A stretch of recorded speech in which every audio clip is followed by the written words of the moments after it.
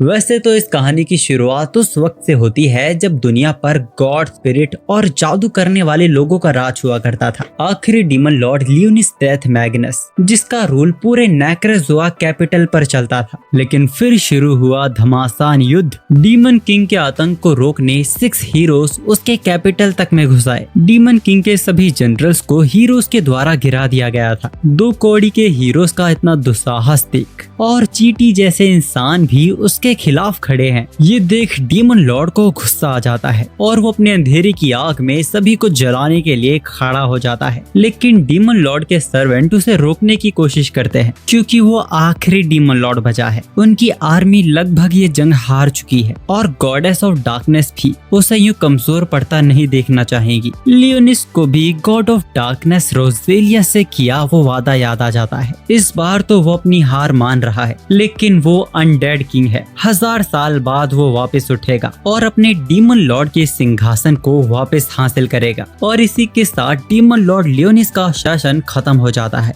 अब कहानी में 1000 साल का गैप आता है। ये दौर है मॉडर्न साइंस का, टेक्नोलॉजी का। 2 लड़कियां जांच के लिए एक खंडर इलाके में आती हैं, जो कई सालों से लोगों से छिपा हुआ था और अर्थक्वेक की वजह से लोगों के सामने आया है। हम इन लड़कियों से वॉइड जैसी किसी चीज के बारे में सुनते हैं और ये दोनों लड़कियां इसी चीज की जांच करने आई हैं कि कहीं यहाँ उनका कोई घोंसला तो नहीं है। खैर, अभी तक तो ये अंडरग्राउंड 7th फ्लोर पर आ चुकी है और अब तक इन्हें कोई भी मैजिकल चीज देखने को नहीं मिली है। इन लड़कियों के कानों में ग्लोइंग एयरिंग्स हैं, जो कि हेडक्वार्टर में रिपोर्ट देने के काम आते हैं। खैर, हमें बाद में पता चलता है कि वॉइड्स एक तरह के क्रिएचर्स हैं जो ऐसे ही खंडर जगह पे अपना घोंसला बनाते हैं। उस खंडर को एक्सप्लोर करते हुए उन्हें काफी सालों पुरानी पूरी तरह जल चुकी मूर्तियां मिलती हैं। अंदाजा लगाना आसान था कि ये किसी राजा का महल हुआ करता था। उन्हें फिर एक बहुत बड़ा दरवाजा मिलता है और उसमें से अभी भी कुछ मैजिकल वेव्स आ रही थी। उस गेट के ऊपर एक अनजान भाषा में कुछ लिखा हुआ था और शायद अभी की टेक्नोलॉजी के बस की नहीं है कि वो इसे डिकोड भी कर पाए। इस जगह की जांच के लिए वो दोनों ही डिवाइड हो जाते हैं। व्हाइट हेयर गर्ल, जिसका नाम सीलिया था, उसे ऐसा एहसास हो रहा था जैसे वो इस भाषा को पहले भी कहीं देख चुकी है। जैसे ही वो उस दरवाजे को छूती है, वो दरवाजा अपने आप ही खुल जाता है। सीलिया चौकन्नी हो जाती है, पर अचानक ही अपने आप ही वहाँ उजाला हो गया था। उसके सामने बहुत ही बड़ा क्रिस्टल था और वो किसी को उसके अंदर फंसा हुआ देखती है। न जाने क्यों उसकी बेल्ट पर लगा डिवाइस काम करना बंद कर देता है। सो रहा डीमन लॉर्ड लियोनिस वही दिन को याद करता है जब उसने रोजेलिया से वादा किया था। 1000 सालों के बाद उसकी पावर्स एक ह्यूमन चाइल्ड के रूप में सामने आएंगी और लियोनिस को उसे ढूंढना होगा। उनके बीच की ये बात वॉर से पहले की थी, इसीलिए लियोनिस अपने वादे को निभाने के लिए हार को भी स्वीकार करने के लिए तैयार हो गया था। ये वादा लेके रोजेलिया लियोनिस से काफी दूर चली जाती है। अब प्रेजेंट टाइम में भी लियोनिस की आंखें खुल गई थी। सीलिया, जो उस क्रिस्टल को तोड़ने की कोशिश कर रही थी जिसमें डीमन लॉर्ड कैद था,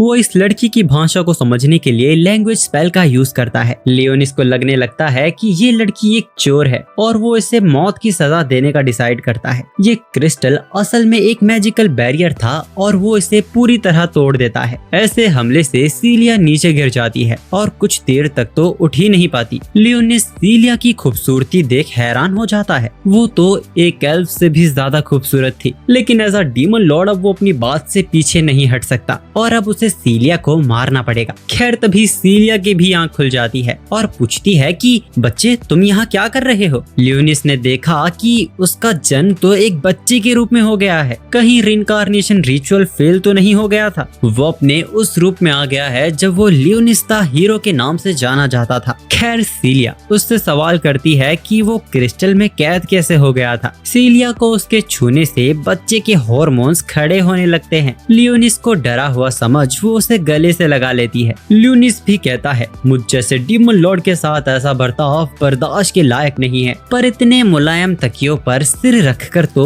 उसे भी नींद आ जाती है। अब इसके कुछ देर बाद सीलिया लियोनिस को कुछ खाने के लिए देती है। लियोनिस अपने पिछले रूप में खाने का स्वाद नहीं ले पाता था। वो अपनी इस इंसानी बॉडी को बिल्कुल ही बेकार बोलता है क्योंकि ये बॉडी बस भूखे होने की वजह से बेहोश हो गई थी। और एक डीमन लॉर्ड के लिए ये कितनी शर्म की बात है। इससे ज्यादा शर्म की बात ये थी कि जिस तरह सीलिया उसे छू रही थी, हमारे डीमन लॉर्ड लियोनिस को उसमें मजा आ रहा था। अब जो भी है, लियोनिस भी इस बात को समझ रहा था कि ये लड़की उसे बचाने की कोशिश कर रही है। सीलिया लियोनिस को अपना पूरा नाम बताती है, रिसेलिया रे क्रिस्टेलिया। वो एक स्वर्ड्स वुमन है और 7th assault garden Excalibur academy में ट्रेनिंग पर है। सीलिया की उम्र 15 साल है। वो लियोनिस को बच्चा ही समझ रही थी, तो वो इस बात का फायदा उठाता है और अपने आप को 10 साल का बताता है। सीलिया लियोनिस मैग्नस इस नाम के बारे में सोचने लगती है। लियोनिस कॉन्फिडेंटली सोचने लगता है कि उसके नाम को जनरेशन टू जनरेशन सभी को पढ़ाया गया होगा, लेजेंड्स को इंस्पायर करने के लिए कि आखिर वो कितना खतरनाक डीमन लॉर्ड था। लेकिन सीलिया को घंटा इसके बारे में पता नहीं होता और वो उसके नाम को क्यूट बोलती है। सीलिया को लगने लगता है कि लुइस को यहाँ वॉइड्स ने किडनैप करके रखा होगा। उसे हैरानी होती है कि लुइस वॉइड्स दुश्मनों के बारे में नहीं जानता है। दूसरी तरफ रेगिना को भी कुछ मिलता है और वो अपने हथियार को बाहर निकाल लेती है। वॉइड्स इंसानों के बीच 64 सालों पहले पहली बार सामने आए थे। आज तक वो लोग ये जानने में नाकामयाब रहे हैं कि वो लोग क्या हैं और उन्हें क्या चाहिए। कई सारी थ्योरीज कहती हैं कि वॉइड्स दूसरी दुनिया से आते हैं। जब लुइस को पता चलता है कि वॉइड्स बहुत ही पुराने खंडरों में दिखाई देते हैं, उसे याद आता है कि उसने सबसे जरूरी सवाल तो पूछा नहीं। होली गॉड कैलेंडर के हिसाब से ये कौन सा साल चल रहा है? लियोनिस के अंदाजे से ये 1447 चल रहा होगा। सीलिया को होली गॉड कैलेंडर वाली बात समझ नहीं आती। वो उसे बताती है कि ह्यूमन कैलेंडर के अकॉर्डिंग ये 64 ईयर चल रहा है। अब तभी अचानक वो पूरी जगह ही हिलना शुरू कर देती है। रेगिना रिपोर्ट करती है कि यहाँ एक वॉइड देखा गया है। लियोनिस को बचाने के लिए वो उसे कवर कर लेती है और वादा करती है कि वो उसे बचाएगी। लियोनिस को एक अजीब सा एहसास हो रहा था, शायद उसके लड़कों वाले हार्मोन्स खड़े हो रहे थे। चीजों को तोड़ के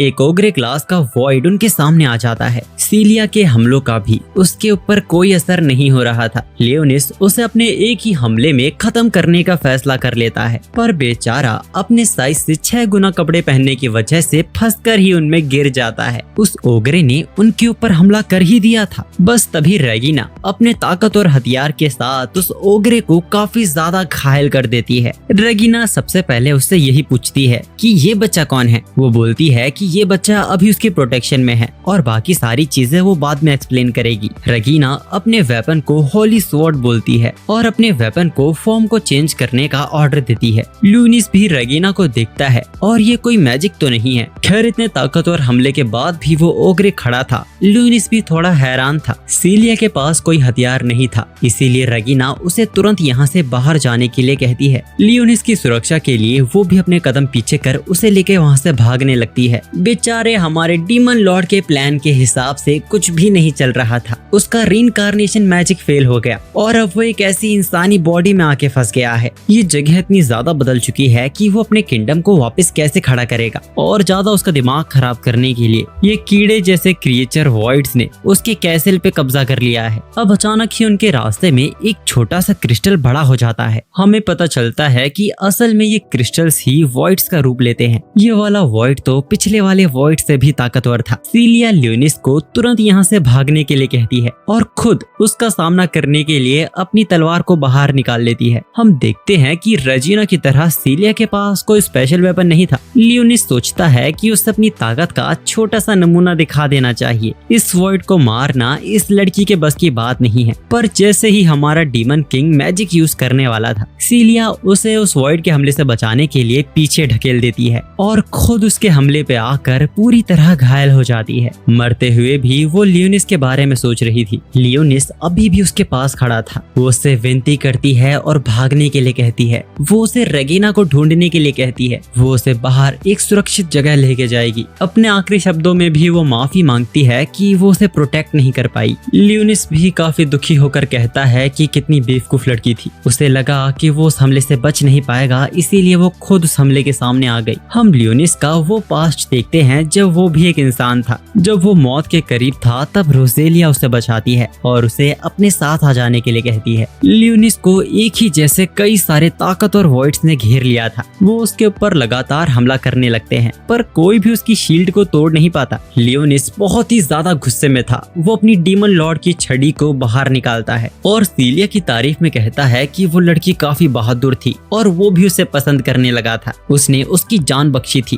ताकि वो जानकारी निकाल सके। लियोनिस सभी वॉइड्स को बड़ी बेरहम मौत देता है। अब जिस वॉइड पर उसने फ्लेम ब्लास्ट हमला किया था, उसके शरीर के जलने के बाद वो देखता है कि उसकी हड्डियां तो बच गई हैं। ऐसा तो कभी इससे पहले नहीं हुआ था। इस शरीर में लियोनिस का मैजिक पहले के मुकाबले काफी कमजोर हो गया है। वैसे तो लियोनिस एक डीमन लॉर्ड है और एक इंसान की जिंदगी उसके लिए कोई मायने नहीं रखती, पर सीलिया ने उसकी जान बचाने के लिए अपनी जान जोखिम में डाली थी। लियोनिस के पास कोई हीलिंग मैजिक तो नहीं है, पर उसके पास एक स्पेल था जिसका यूज वो सीलिया के ऊपर करता है। उस स्पेल से सीलिया का खून वापस उसके अंदर जाने लगता है। उसकी आंखें लाल हो जाती है। उसके पैरों पर एक सील बन गया था। लियोनिस ने कुछ तो ऐसा किया है जिसके बारे में सीलिया को जब पता चलेगा वो जरूर गुस्सा करेगी। दूसरी तरफ रेजिना ने भी आखिर उस वॉइड को हरा दिया था। वो सीलिया से कांटेक्ट करने की कोशिश करती है, पर सीलिया उसे कोई जवाब नहीं दे पाती। लियोनिस उसके करीब ही था और इस डिवाइस को समझने की कोशिश ही कर रहा था। सीलिया को होश आते ही वो लियोनिस को गले से लगा लेती है कि वो बिल्कुल ठीक है। लियोनिस हैरान कि वो अपने से ज्यादा उसकी चिंता कर रही है। सीलिया अपने जख्मों को देखती है और सोचती है कि वो अभी तक जिंदा कैसे है। लियोनिस झूठ बोलता है कि उसने हीलिंग मैजिक यूज किया था। सीलिया कंफ्यूज हो जाती है। लियोनिस हैरान था कि जादू करना, ये लोग इसके बारे में कैसे नहीं जानते हैं। क्या ये इंसान सिर्फ एडवांस टेक्नोलॉजी के ऊपर ही निर्भर रहते हैं? सीलिया उससे पूछती है कि क्या ये हॉली स्वॉर्ड पावर की तरह है। अब यहाँ बेचारा लियोनिस इसके बारे में नहीं जानता था। सीलिया उसे बताती है कि उसकी एकेडमी में कुछ ऐसी किताबें हैं जो ऐसे हॉली स्वॉर्ड्स के होने का दावा करती हैं जो हीलिंग पावर्स देती हैं। लियोनिस पूछता है कि आखिर हॉली स्वॉर्ड क्या है। हॉली स्वॉर्ड एक तरह की पावर है जो इंसानों के अंदर जागरूक हुई वॉइड्स के खिलाफ लड़ने के लिए। जब वॉइड्स पहली बार सामने आए थे तब ऐसे बच्चे भी लोगों के सामने आने लगे जिनके अंदर रहस्यमय शक्तियां थी। अधिकतर शक्तियां वेपन्स का रूप ले लेती हैं, इसीलिए उन्हें हॉली स्वॉर्ड्स कहा जाने लगा। रगीना के पास भी ड्रैग हाउल हॉली स्वॉर्ड है। अभी तक तो ये लोग ज्यादा हॉली स्वॉर्ड्स के बारे में नहीं जान पाए हैं, पर ऐसा देखा गया है कि वेपन्स यूजर्स की पर्सनैलिटी पे डिपेंड करते हैं। सीलिया को अभी तक अपनी हॉली स्वॉर्ड नहीं मिली है, इसीलिए वो अपने मैजिकल डिवाइस पर ही निर्भर रहती है। अब उन्हें ढूंढते हुए रगीना भी उन तक पहुंच जाती है और वहाँ की हालत देख उनसे पूछती है कि क्या उनका भी सामना वॉइड से हुआ था। सीलिया को ध्यान आता है और वो लियोनिस से पूछती है कि वॉइड्स का क्या हुआ। वो बोलता है कि वो डर गया था, उसने अपनी आंखें बंद कर ली थी, पर फिर उसने जब आंखें खोली तो वो सब जा चुके थे। अब उस जगह से निकलकर वो लोग लियोनिस को भी अपने साथ ले जाने लगते हैं। रास्ते में हमें पता चलता है कि रगीना असल में सीलिया की मेड है। रास्ते में लियोनिस रगीना के उछलते हुए गुब्बारों को देख रहा था। 10 साल के बच्चे की ऐसी हरकतों को देख वो बोलती है कि ये तो उम्र से जल्दी बड़ा हो गया है। लंबे सफर के बाद वो लोग 7th असॉल्ट गार्डन पहुंच जाते हैं, ह्यूमन काइंड का वो स्ट्रॉन्ग होल्ड जो उन्होंने वॉइड से बचने के लिए बनाया है। लियोनिस सोचता है कि क्या यही 1000 सालों बाद का फ्यूचर है। अब अचानक कहानी 6 साल पीछे जाती है। 3rd असॉल्ट गार्डन में ह्यूमंस और वॉइड्स के बीच अपने अस्तित्व की लड़ाई हो रही थी। सीलिया और रगीना बहुत ही ज्यादा डरे हुए थे, फिर भी सीलिया रगीना को हौसला देती है कि उसके फादर वॉइड्स के खिलाफ लड़ रहे हैं और वो लोग जरूर जीतेंगे। लोगों को इवैक्यूएट करके सेफ जगह पहले ही पहुंचा दिया गया था, लेकिन बाहर लड़ाई चलने की वजह से वहां बार बार भूकंप आ रहे थे जो लोगों को डरा रहे थे। सीलिया बोलती है कि जब उसे उसकी हॉली स्वॉर्ड मिल जाएगी तब वो उसे प्रोटेक्ट करेगी, वो अपने लोगों को प्रोटेक्ट करेगी, वो पूरे असॉल्ट गार्डन को प्रोटेक्ट करेगी। ऐसे ही सीलिया रगीना को वो सब बताने लगती है जो वो इस जंग को खत्म करने के बाद शुरू करने वाली है। ऐसे ही वो दोनों अपने आप को शांत करने की कोशिश कर रहे थे, लेकिन बाहर के हालात दर पे दर बेकार होते जा रहे थे। सीलिया भी अब पैनिक करने लगती है। उसके फादर, उसकी मदर, उसकी बहन सब इस जंग में लड़ रहे थे। वो भी इस जंग में लड़कर उनकी मदद करना चाहती थी।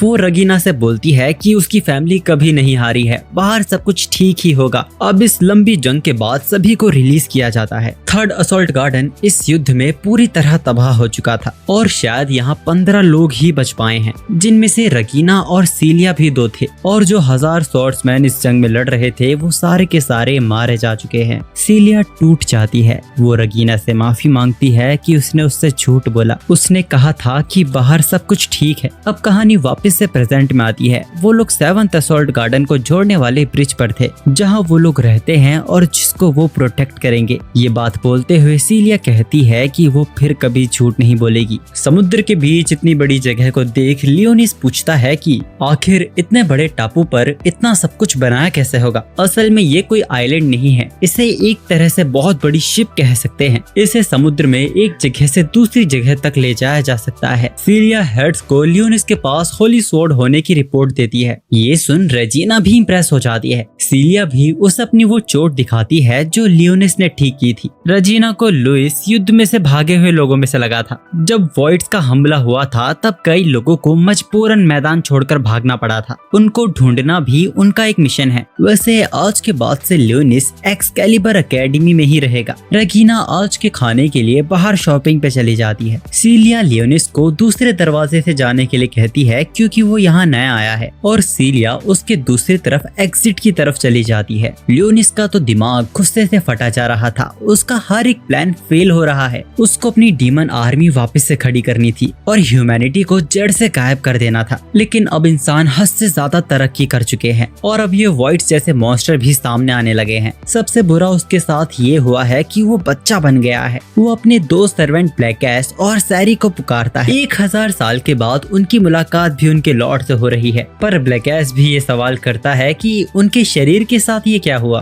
वो उन्हें रीइंकार्नेशन फेल होने के बारे में बताता है और किस तरह वो अपने पुराने इंसानी रूप में आ गया है। ब्लैकएस भी हीरो लियोनिस द ब्रेव को पहली बार देख रहा था। उनकी पहली मुलाकात असल में लियोनिस के डीमन लॉर्ड बनने के बाद हुई थी। शहरी को लियोनिस का ये रूप काफी क्यूट लगता है और हम उसके चेहरे को देखते हैं जो कि ब्लश कर रहा था। लियोनिस को लगा कि वो मजाक बना रही है, इसके लिए वो उससे माफी भी मांगती है। खैर लियोनिस उन्हें इंसानों के द्वारा बनाए इस आर्टिफिशियल टापू के बारे में बताता है और किस तरह ये लोग इसे 7 बोलते हैं, यानी कि इसके जैसे ही बड़े 6 टापू और होंगे। कमजोर से इंसान पहले के मुकाबले आज के वक्त में काफी ज्यादा बदल गए हैं। अपनी डीमन आर्मी को तैयार करने के लिए उन्हें इंसानों की ताकत को पहचानना होगा। इसीलिए लियोनिस उन्हें शहर की जानकारी इकट्ठा करने के लिए कहता है और वो उन्हें मैजिक भी यूज करने के लिए मना करता है क्योंकि आज के समय के लोग मैजिक को भूल गए हैं। पर लियोनिस ह्यूमन सोल्जर के बीच इस स्कूल में जा रहा है क्योंकि ये शरीर बड़ा नाजुक है। इसे खाना, कपड़े और जगह चाहिए। लियोनिस यहाँ रुकने वाला है। शैली अपना मुंह फुला लेती है क्योंकि वो अपने क्यूट डीमन लॉर्ड का ख्याल रखना चाहती थी। खैर अब लियोनिस उन्हें वापस भेज देता है और खुद उस दरवाजे से जाता है जहाँ उसे स्कैन किया जाता है। लियोनिस मैजिक होने की वजह से पकड़ा ही जाने वाला था। वो तो वक्त पे उसने अपने मैजिक को छिपा लिया था। लियोनिस को उसकी आईडी मिल जाती है और सीलिया उसकी फोटो खींच लेती है ताकि होली स्वॉर्ड एग्जामिनेशन के लिए वो उसकी सीट बुक कर सके। अब इस एग्जामिनेशन में लियोनिस के लिए एक प्रॉब्लम होने वाली थी क्योंकि रजिस्ट्रेशन में उसे अपनी होली स्वॉर्ड की पावर के बारे में लिखना था। हॉस्टल ले जाते हुए सीलिया लियोनिस को एकेडमी दिखाती है। रास्ते में लियोनिस देखता है कि फ्रंट लाइन में होने के बावजूद यहाँ के लोगों में काफी ज्यादा शांति है। इसका कारण ये था कि होली स्वॉर्ड्समैन पूरी फ्रंट लाइन पर फैले हुए हैं और वो कभी भी किसी वॉइड को यहाँ घुसने नहीं देंगे। एक्सकैलिबर एकेडमी पहुँचने के बाद सीलिया लियोनिस को सिटी का मिलिट्री सेंटर दिखाती है। पहली बार इसको देखकर हर कोई हैरान होता है, पर वैसा रिएक्शन सीलिया को लियोनिस के चेहरे पर देखने को नहीं मिला। पर असल में वो तो शौक था क्योंकि उसने अपने टाइम में इतनी बड़ी चीज कभी नहीं देखी। अब सीलिया लियोनिस को एकेडमी की तरह तरह की फैसिलिटीज दिखाती है, जैसे कि ग्रेट लाइब्रेरी, क्लासेस और तरह तरह की चीजें। अब इनमें से कई ऐसी चीजें थी जिसके बारे में लियोनिस ने कभी नहीं सुना था। अब जब वो लियोनिस को वो जगह दिखाने लगती है जहाँ कल उसका एग्जाम होने वाला है, तब अचानक से सीलिया को कुछ होने लगता है और वो अपने घुटनों पर आ जाती है। वो कहती है कि वो बिल्कुल ठीक, वो आराम करने के बाद वापस से ट्रेनिंग करेगी ताकि वो अपनी होली स्वॉर्ड जल्द से जल्द पा सके। लियोनिस भी मन में कहता है कि ये बिल्कुल ठीक कह रही है। एक ऐसी लड़की का यहाँ होना बेमतलब है जिसके पास होली स्वॉर्ड नहीं है। जब वो दोनों ऐसे ही एकेडमी में घूम रहे थे तभी लियोनिस 2 लड़कियों को कहते हुए सुनता है कि इसके जैसा ही लड़का अगला डीमन लॉर्ड बनेगा। लियोनिस हैरान हो जाता है। वो अपने आप को यकीन दिलाता है ये लड़कियां उसकी आइडेंटिटी को नहीं जानती हैं, ये कोई इत्तेफाक है। वैसे ये लोग अभी एकेडमी के लड़कियों वाले सेक्शन में हैं। तभी सीलिया के सामने से उसको आवाज देते हुए इसी एकेडमी का एक और स्टूडेंट आने लगता है। उसको देख सीलिया का मूड भी खराब हो जाता है। इस आदमी का नाम मिजेल है और वो सीलिया के आज के मिशन के लिए उसको ताना मारता है और कहता है कि कैसे उसने अपनी फैमिली का नाम नीचे गिरा दिया। सीलिया उसके मुंह नहीं लगना चाहती थी। वो लियोनिस को लेके वहाँ से जाने की कोशिश करती है, लेकिन मिजेल उसका रास्ता रोकने लगता है और कहता है कि अरे बेबी, नाराज क्यों हो रही हो। वो पूछता है कि ये चिरकुट कौन है जिसे लेके तुम घूम रही हो, जिसपे उसे जवाब मिलता है कि बेटे तू क्या ले, अपना अपना माइनस हुआ ऑरा बचाने के लिए वो मुंह फाड़कर हंसने लगता है और कहता है कि तुम्हारी बस की तो कुछ है नहीं, तुम बेबी सिटिंग ही करो। मिसाइल सीलिया को उसके प्लेटून में आने का ऑफर देता है। उसे डरने की जरूरत नहीं है, वो उसे लात मार के निकालेगा नहीं। आखिर वो हॉली स्वॉर्ड्समैन की डिसेंडेंट है। अगर उसे कभी भी अपनी हॉली स्वॉर्ड नहीं मिली तो भी कोई बात नहीं, उसे किसी मिशन पे जाने की जरूरत नहीं है। वो हमेशा उसके पास रहकर उसे खुश कर सकती है। मिसाइल के पास जितनी भी लड़कियां थी, शायद उन सबके ऊपर किसी तरह का मैनिपुलेशन मैजिक किया गया है और शायद यही मिसाइल की हॉली स्वॉर्ड की खासियत है। सीलिया उसके ऑफर को ठुकरा कर लियोनिस को लेके वहाँ से जाने लगती है। मिसाइल का ईगो हर्ट हो जाता है और वो सीलिया के बाल पकड़ उसे खींचने लगता है। अब लियोनिस को गुस्सा आ गया था। उससे एक नजर मिलाते ही मिसाइल की टांगे कांप जाती है। वो लियोनिस के घुटनों में गिर गया था। वो उसके कानों में धीरे से कहता है, आज के बाद तूने अगर उसके खूबसूरत बालों को अपनी आंखों से भी छुआ। मिसाइल तुरंत पीछे हट जाता है और अपनी हॉली स्वॉर्ड को समन करता है, पर फाइट शुरू हो पाती उससे पहले एक बैडी बीच में आ जाती है। वो मिसाइल को डांट लगाती है कि अपने लिए हॉली स्वॉर्ड का यूज करना मना है और इससे बड़ी बात वो गर्ल्स एरिया में क्या कर रहा है, क्या वो अपने आप को लड़की समझता है। म्यूगेल फटी में वहाँ से भाग जाता है। लियोनिस सोचता है कि ये तो लड़ने के मूड में था, पर क्या मेरा झांट बिगाड़ लेता। इस लड़की का नाम एल्फी है और उसने लियोनिस के बारे में सुना है कि कैसे वो एक खंडर में मिला है। लियोनिस उसकी बॉल्स को देखता है जो कि उसकी हॉली स्वॉर्ड है। एल्फी सीलिया प्लेटून की इंटेलिजेंस एनालिसिस की इंचार्ज है।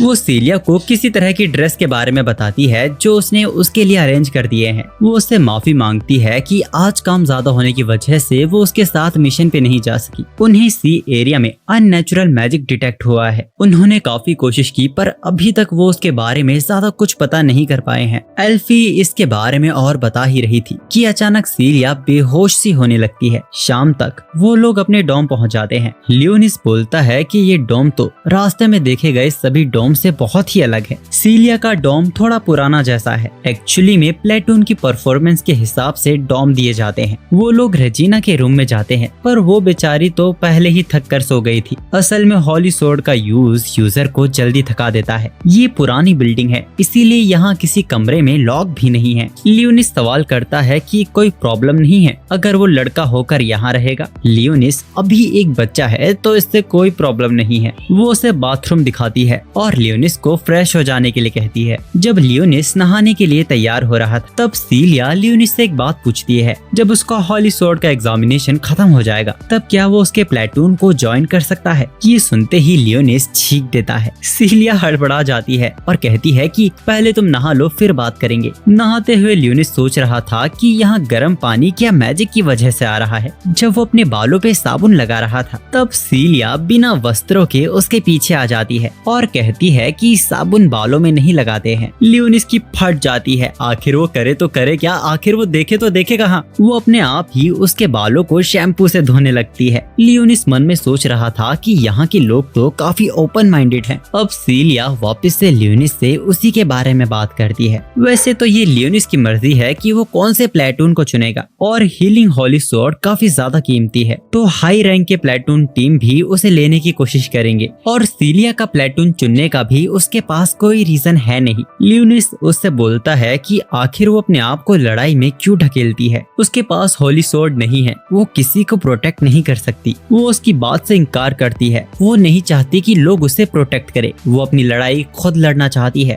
अपनी बात पूरी बोलने से पहले ही सीलिया वापस से बेहोश हो जाती है। लियोनिस उसके पैरों के मार्क को वापस से जगाता है। सीलिया की आंखें वापस से लाल हो जाती है। लियोनिस उसे उठाता है और उसे अपना खून चूसने देता है और सीलिया वापस से होश में आ जाती है। अब लियोनिस सीलिया को सच बताता है कि उसके पास कोई हीलिंग हॉली स्वॉर्ड नहीं है। असल में वो मरे हुए को जिंदा भी नहीं कर सकता। असल में तो रिसेलिया रे क्रिस्टेलिया मारी जा चुकी है। अब यहाँ से कहानी 2 साल पीछे पास्ट में जाती है। अपनी हॉली स्वॉर्ड को अवेकन करने के लिए सीलिया अपने आप को बहुत ही ज्यादा पुश कर रही थी। वो हमेशा स्वॉर्ड से ही अपने आप को ट्रेन करती थी। उसने तलवारबाजी अपनी बहन से सीखी है। उसे यकीन था कि उसका हॉली वेपन एक स्वॉर्ड ही होगी। रेगिना सीलिया को रोकना चाहती थी, पर अचानक ही सारी मशीनें खुद ही बंद हो जाती है। ये मुगेल था जो सीलिया को सीख देने आया था, जो तुमसे होगा नहीं उसके लिए तुम क्यों मेहनत कर रही हो, तुम्हें ट्रेनिंग करने की क्या जरूरत है, मेरे प्लेटून में आ जाओ, तुम्हें फायदे बताए थे ना। रेगिना बीच में आकर अपना हॉली वेपन बाहर निकाल लेती है। मुगेल की फट जाती है और वो वहाँ से निकल जाता है।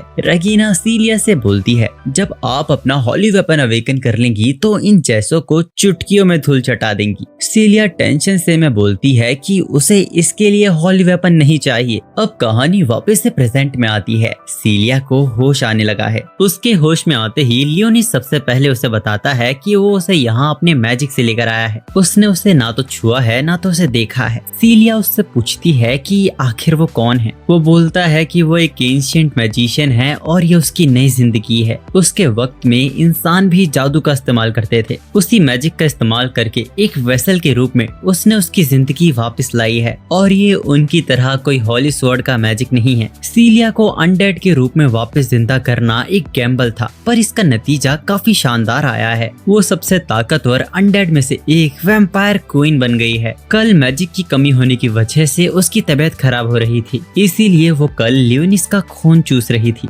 ये आमतौर पर होता है जब मैजिक की कमी होने लगती है। सीलिया उससे पूछती है, यानी कि मैं सच में मर गई हूँ। लियोनिस के पास उसको बचाने का इसके अलावा कोई रास्ता नहीं था। सीलिया लियोनिस को अपनी कहानी सुनाती है। तब वॉइड्स का बहुत बड़ा हमला हुआ था। उसकी पूरी फैमिली और कई स्वॉर्ड्समैन उनके खिलाफ लड़े थे अपने लोगों को बचाने के लिए, लेकिन एक भी उनमें से वापस नहीं आ पाया। रेगिना और वो बच गए क्योंकि वो लोग शेल्टर में थे। एक्सकैलिबर एकेडमी को उसके परिवार से बहुत उम्मीदें थी कि उनके परिवार से एक बार फिर काबिल हॉली स्वॉर्ड्समैन निकलेगा। इसीलिए सीलिया जल्द से जल्द अपनी हॉली स्वॉर्ड को अवेकन करना चाहती है ताकि वो लड़ सके। यही कारण था कि वो हमेशा डेंजरस मिशन उठाया करती थी। वो लियोनिस से पूछती है कि क्या मरने के बाद भी वो अपनी हॉली स्वॉर्ड को अवेकन कर पाएगी। लियोनिस के पास इसका कोई जवाब नहीं है, लेकिन वो बताता है कि वो पहले से काफी ज्यादा ताकतवर हो गई है, पर ये शायद सीलिया के लिए काफी नहीं है। तभी अचानक वहाँ लियोनिस का पेट गुड़ गुड़ करने लगता है। बच्चे ने कल रात से ही कुछ नहीं खाया है। हम रूम के बाहर लियोनिस की यूनिफॉर्म देखते हैं और शायद कल एल्फी इसी यूनिफॉर्म की बात कर रही थी। वो दोनों कैंटीन में आ जाते हैं। सीलिया को भूख नहीं लग रही थी, शायद उसके वैम्पायर होने की वजह से, और ब्रेड के अलावा लियोनिस ने कभी इतना कुछ खाने के लिए नहीं देखा है। जिस पर सीलिया ज्ञान देने लगती है कि एक ब्रेड काफी नहीं है न्यूट्रिशन के लिए, जिस पर लियोनिस जवाब देता है कि तुम जैसे अनडेड पर ऐसी बातें शोभा नहीं देती। सीलिया उदास हो जाती है। खैर सीलिया बोलती है कि उसका खाना भी वो ऑर्डर करेगी। वो कहता है कि वो पे करेगा और एक सोने का सिक्का निकाल लेता है। उसे लगा सोने का सिक्का देखकर सीलिया बिल्कुल ही शॉक्ड है। आखिर इस सोने के सिक्के से ये पूरा रेस्टोरेंट खरीदा जा सकता है, पर असल में उसे पता चलता है कि आज के टाइम में सोने के सिक्के की कोई कीमत नहीं है और असल में मैजिक फोर्स सिल्वर आज के टाइम में ज्यादा कीमती है। लियोनिस की बहुत बुरी हालत हो जाती है। अपनी आर्मी के लिए जितना सोना उसने इकट्ठा किया था आज के टाइम में उसकी कोई कीमत नहीं है। अब उसी रेस्टोरेंट में एक कीमो पहने हुए लड़की दो आदमियों से बात कर रही थी जो उससे पैसे निकलवा रहे थे, पर जब उसके पास देने के लिए पैसे ही नहीं थे, वो आदमी बोलते हैं कि उसके कपड़े अच्छे लग रहे हैं और वो उसके कपड़े उतारने लगते हैं, जिस पर वो उन्हें सबक सिखा देती है और बोलती है कि वो यहाँ पे स्टूडेंट है, वो तो ना यहाँ से भागेगी और ना ही छुपेगी। अपने पैसे लेने अगले हफ्ते आना। इस लड़की का नाम साकुया है और ये भी सीलिया के प्लेटून में है। हमें पता चलता है कि वो आदमी कसिनो से थे, यानी कि जरूर ये लड़की पैसे हार कर आई है। इसके एग्जाम में बहुत गंदे नंबर आए हैं, असल में तो इसे पढ़ाई करनी चाहिए। साकुया भी उससे माफी मांगती है कि कल वो उसके साथ उस मिशन पे नहीं जा पाई। आखिर वो जाती भी कैसे, पूरी रात तो वो जुआ खेल रही थी। खैर साकुया को भी लियोनिस के बारे में पता चल गया था। साकुया से हाथ मिलाने के बाद लियोनिस समझ जाता है कि वो हमेशा से तलवार के साथ ही रही है। अब इसके बाद वो तीनों एक साथ खाना खाते हैं, जिसका पैसा सीलिया ने दिया है। लंच करते हुए लियोनिस साकुया से पूछता है, उसकी यूनिफॉर्म स्कूल यूनिफॉर्म से काफी अलग दिख रही है। असल में ये ट्रेडिशनल कपड़े हैं जो उसके लोग पहना करते थे। उसके पूरे गांव को वॉइड्स ने खत्म कर दिया। अब उसकी लाइफ का यही मकसद है, सभी वॉइड्स को खत्म कर देना। लियोनिस भी लाइक एक और बावड़ी जिसे बदला लेना है। अब दो और लड़कियां साकुया के पास आती हैं और उससे अपने पैसे मांगती है जो वो उनसे हार गई थी। वो वो उन्हें भी अगले हफ्ते तक का वेट करने के लिए कहती है। अब यहाँ से सीधा लियोनिस अपने एग्जामिनेशन के लिए जाता है। सबसे पहले उसकी हॉली स्वॉर्ड का टाइप देखने के लिए उसे उसकी हॉली स्वॉर्ड को बाहर निकालने के लिए कहा जाता है। लियोनिस अपनी डीमन लॉर्ड की छड़ी बाहर निकाल लेता है। उससे पूछा जाता है कि ये क्या कर सकती है। लियोनिस जवाब देता है कि ये सपोर्टिव टाइप है, डिपेंड करता है कि सिचुएशन कैसी है। अल्टो इसे यूनिवर्सल टाइप बताती है। वहाँ कुछ वॉइड्स के जैसे प्रोग्राम किए हुए रोबोट्स रखे हुए थे। जब अल्टो बात कर ही रही थी कि अगर ये हॉली स्वॉर्ड सपोर्ट टाइप है तो इसकी पावर देखने के लिए इन रोबोट्स का यूज करना पड़ेगा, पर उससे पहले ही लियोनिस गलती से सभी को तोड़ देता है। उसने तो ठीक से इन्हें छुआ भी नहीं था। अल्टो उससे पूछती है कि तुमने तो इसे सपोर्टिव आइटम बताया था। अब धीरे धीरे वहाँ भीड़ इकट्ठा होने लगती है। अल्टो लियोनिस के टेस्ट के लिए रिप्लेसमेंट ढूंढ ही रही थी कि तभी म्यूजेल वहाँ आता है और बोलता है कि वो रिप्लेसमेंट बनेगा, और वो क्योंकि फर्स्ट क्लास गवर्नमेंट ऑफिशियल है तो वो ऐसा कर भी सकता है। लियोनिस भी कहता है कि तुम इस कचरे की जगह खड़े हो सकते हो, मुझे कोई दिक्कत नहीं है। मुजेल को गुस्सा आ जाता है और वो अपनी हॉली स्वॉर्ड को समन कर लेता है, लेकिन उसके साथ उसकी 4 छोकरियों ने भी हॉली स्वॉर्ड को समन कर लिया था। सीलिया बोलती है तुम कायर लोग एक के खिलाफ 5 लड़ोगे। मुगेल बोलता है बेबी ये तो मेरी हॉली स्वॉर्ड की पावर है, मैं दूसरों को अपने हिसाब से चला सकता हूँ, ये सभी लोग मेरे हथियार हैं। लियोनिस को इससे भी कोई दिक्कत नहीं थी। सीलिया बोलती है तो फिर मैं भी लड़ूंगी, मैं लियोनिस की गार्डियन हूँ। मुजेल भी इसके लिए मान जाता है, पर एक शर्त थी, अगर सीलिया हारी तो उसे उसके प्लेटून में आना होगा। लियोनिस सीलिया की तरफ से हाँ बोल देता है, लेकिन अगर वो हारा तो उसे सीलिया को परेशान करना बंद करना पड़ेगा। लियोनिस सीलिया से बोलता है वो अपने वेसल को किसी ऐसे इंसान से परेशान नहीं होने देगा। सीलिया के अपना हथियार चुनने के बाद ये लड़ाई शुरू हो जाती है। सीलिया पहले से ही एक अच्छी तलवारबाज थी और अब वैम्पायर बनने के बाद वो पहले से ज्यादा ताकतवर भी हो गई है। उसने अकेले ही मुजेल के सभी पपेट्स को संभाल लिया था। एक लड़की लियोनिस पर बेकार कोशिश करने आती है। लियोनिस उसके पैरों को पकड़कर उसे गिरा देता है। मुजेल तो लड़कियों को शील्ड की तरह इस्तेमाल कर रहा था और खुद लड़ने से डर रहा था। हम रेगिना को भी एग्जामिनेशन हॉल की तरफ भागते हुए देखते हैं। आज ज्यादा सोने की वजह से वो अपने एग्जाम के लिए लेट हो गई है, पर आते ही यहाँ का नजारा उसे हैरान कर देता है। सभी लड़कियों को हराने के बाद सीलिया मुजेल की तरफ बढ़ती है, पर अचानक अपनी हॉली स्वॉर्ड का इस्तेमाल कर वो उसकी बॉडी को फ्रीज कर देता है। वो कितनी भी कोशिश कर ले, सीलिया अपने आप को हिला नहीं पा रही थी। मुजेल सीलिया को छोड़ सभी लोग लियोनिस को घेर लेते हैं। लियोनिस एक ही बार में सभी को ठिकाने लगाने वाला था, पर तभी वो सीलिया के बालों को चमकता हुआ देखता है। वो एक ही बात की रट लगा रही थी कि उसे लियोनिस को प्रोटेक्ट करना है। सभी के सामने अचानक उसका हाथ चमकने लगता है। सभी लोगों के सामने सीलिया ने अपनी हॉली स्वॉर्ड को समन कर लिया था और उसने मुजेल के स्पेल को भी तोड़ दिया था। वो मुजेल के हॉली स्वॉर्ड को तोड़ देती है और सभी लड़कियां होश में आ जाती हैं। अब मुजेल ने भी वहाँ सरेंडर कर दिया था। रेगिना खुशी के मारे सीलिया से चिपक जाती है और बोलती है कि उसे हमेशा उस पर यकीन था। घर पहुँचने के बाद सीलिया लियोनिस को थैंक्स कहती है। लियोनिस कहता है कि सब कुछ तुमने किया है मेरे वेसल। सीलिया उससे पूछती है कि उसका वेसल से मतलब क्या है। वेसल का मतलब जो अपने लॉर्ड को प्रोटेक्ट करते हैं। सीलिया खुश हो जाती है और कहती है कि वो उसे हमेशा प्रोटेक्ट करेगी। उसकी लियोनिस से एक रिक्वेस्ट थी, वो चाहती है कि लियोनिस उसे और ताकतवर बनाए, और लियोनिस भी ऐसा ही चाहता था। सीलिया के हॉली स्वॉर्ड अवेकन करने पे और लियोनिस के उनके प्लेटून को ज्वाइन करने पर एक अच्छी पार्टी रखी जाती है। वो लोग अलग अलग एडवाइस देते हैं कि सीलिया को अपनी हॉली स्वॉर्ड का नाम क्या रखना चाहिए, पर सीलिया का मानना है कि वो अब तक अपनी हॉली स्वॉर्ड की ताकत को बाहर नहीं निकाल पाई है। जब तक वो ऐसा नहीं कर लेती तब तक वो उसे कोई नाम नहीं देगी। एल्फी इसके बाद लियोनिस को उसके रूम में आने के लिए कहती है, क्योंकि उसका बायोमेट्रिक इंफॉर्मेशन अभी तक रजिस्टर नहीं हुआ है। अब जब रूम की बात उठी ही थी तो लियोनिस के रहने की बात भी उठ जाती है, क्योंकि सोने के लिए कोई रूम खाली है नहीं। रेगिना उसे उसके रूम में आ जाने के लिए कहती है, वहाँ उसे बढ़िया बढ़िया खाने को भी मिलेगा। साकुया कहती है कि वो उसके रूम में भी आ सकता है, क्योंकि वो ज्यादातर वहाँ होती नहीं है।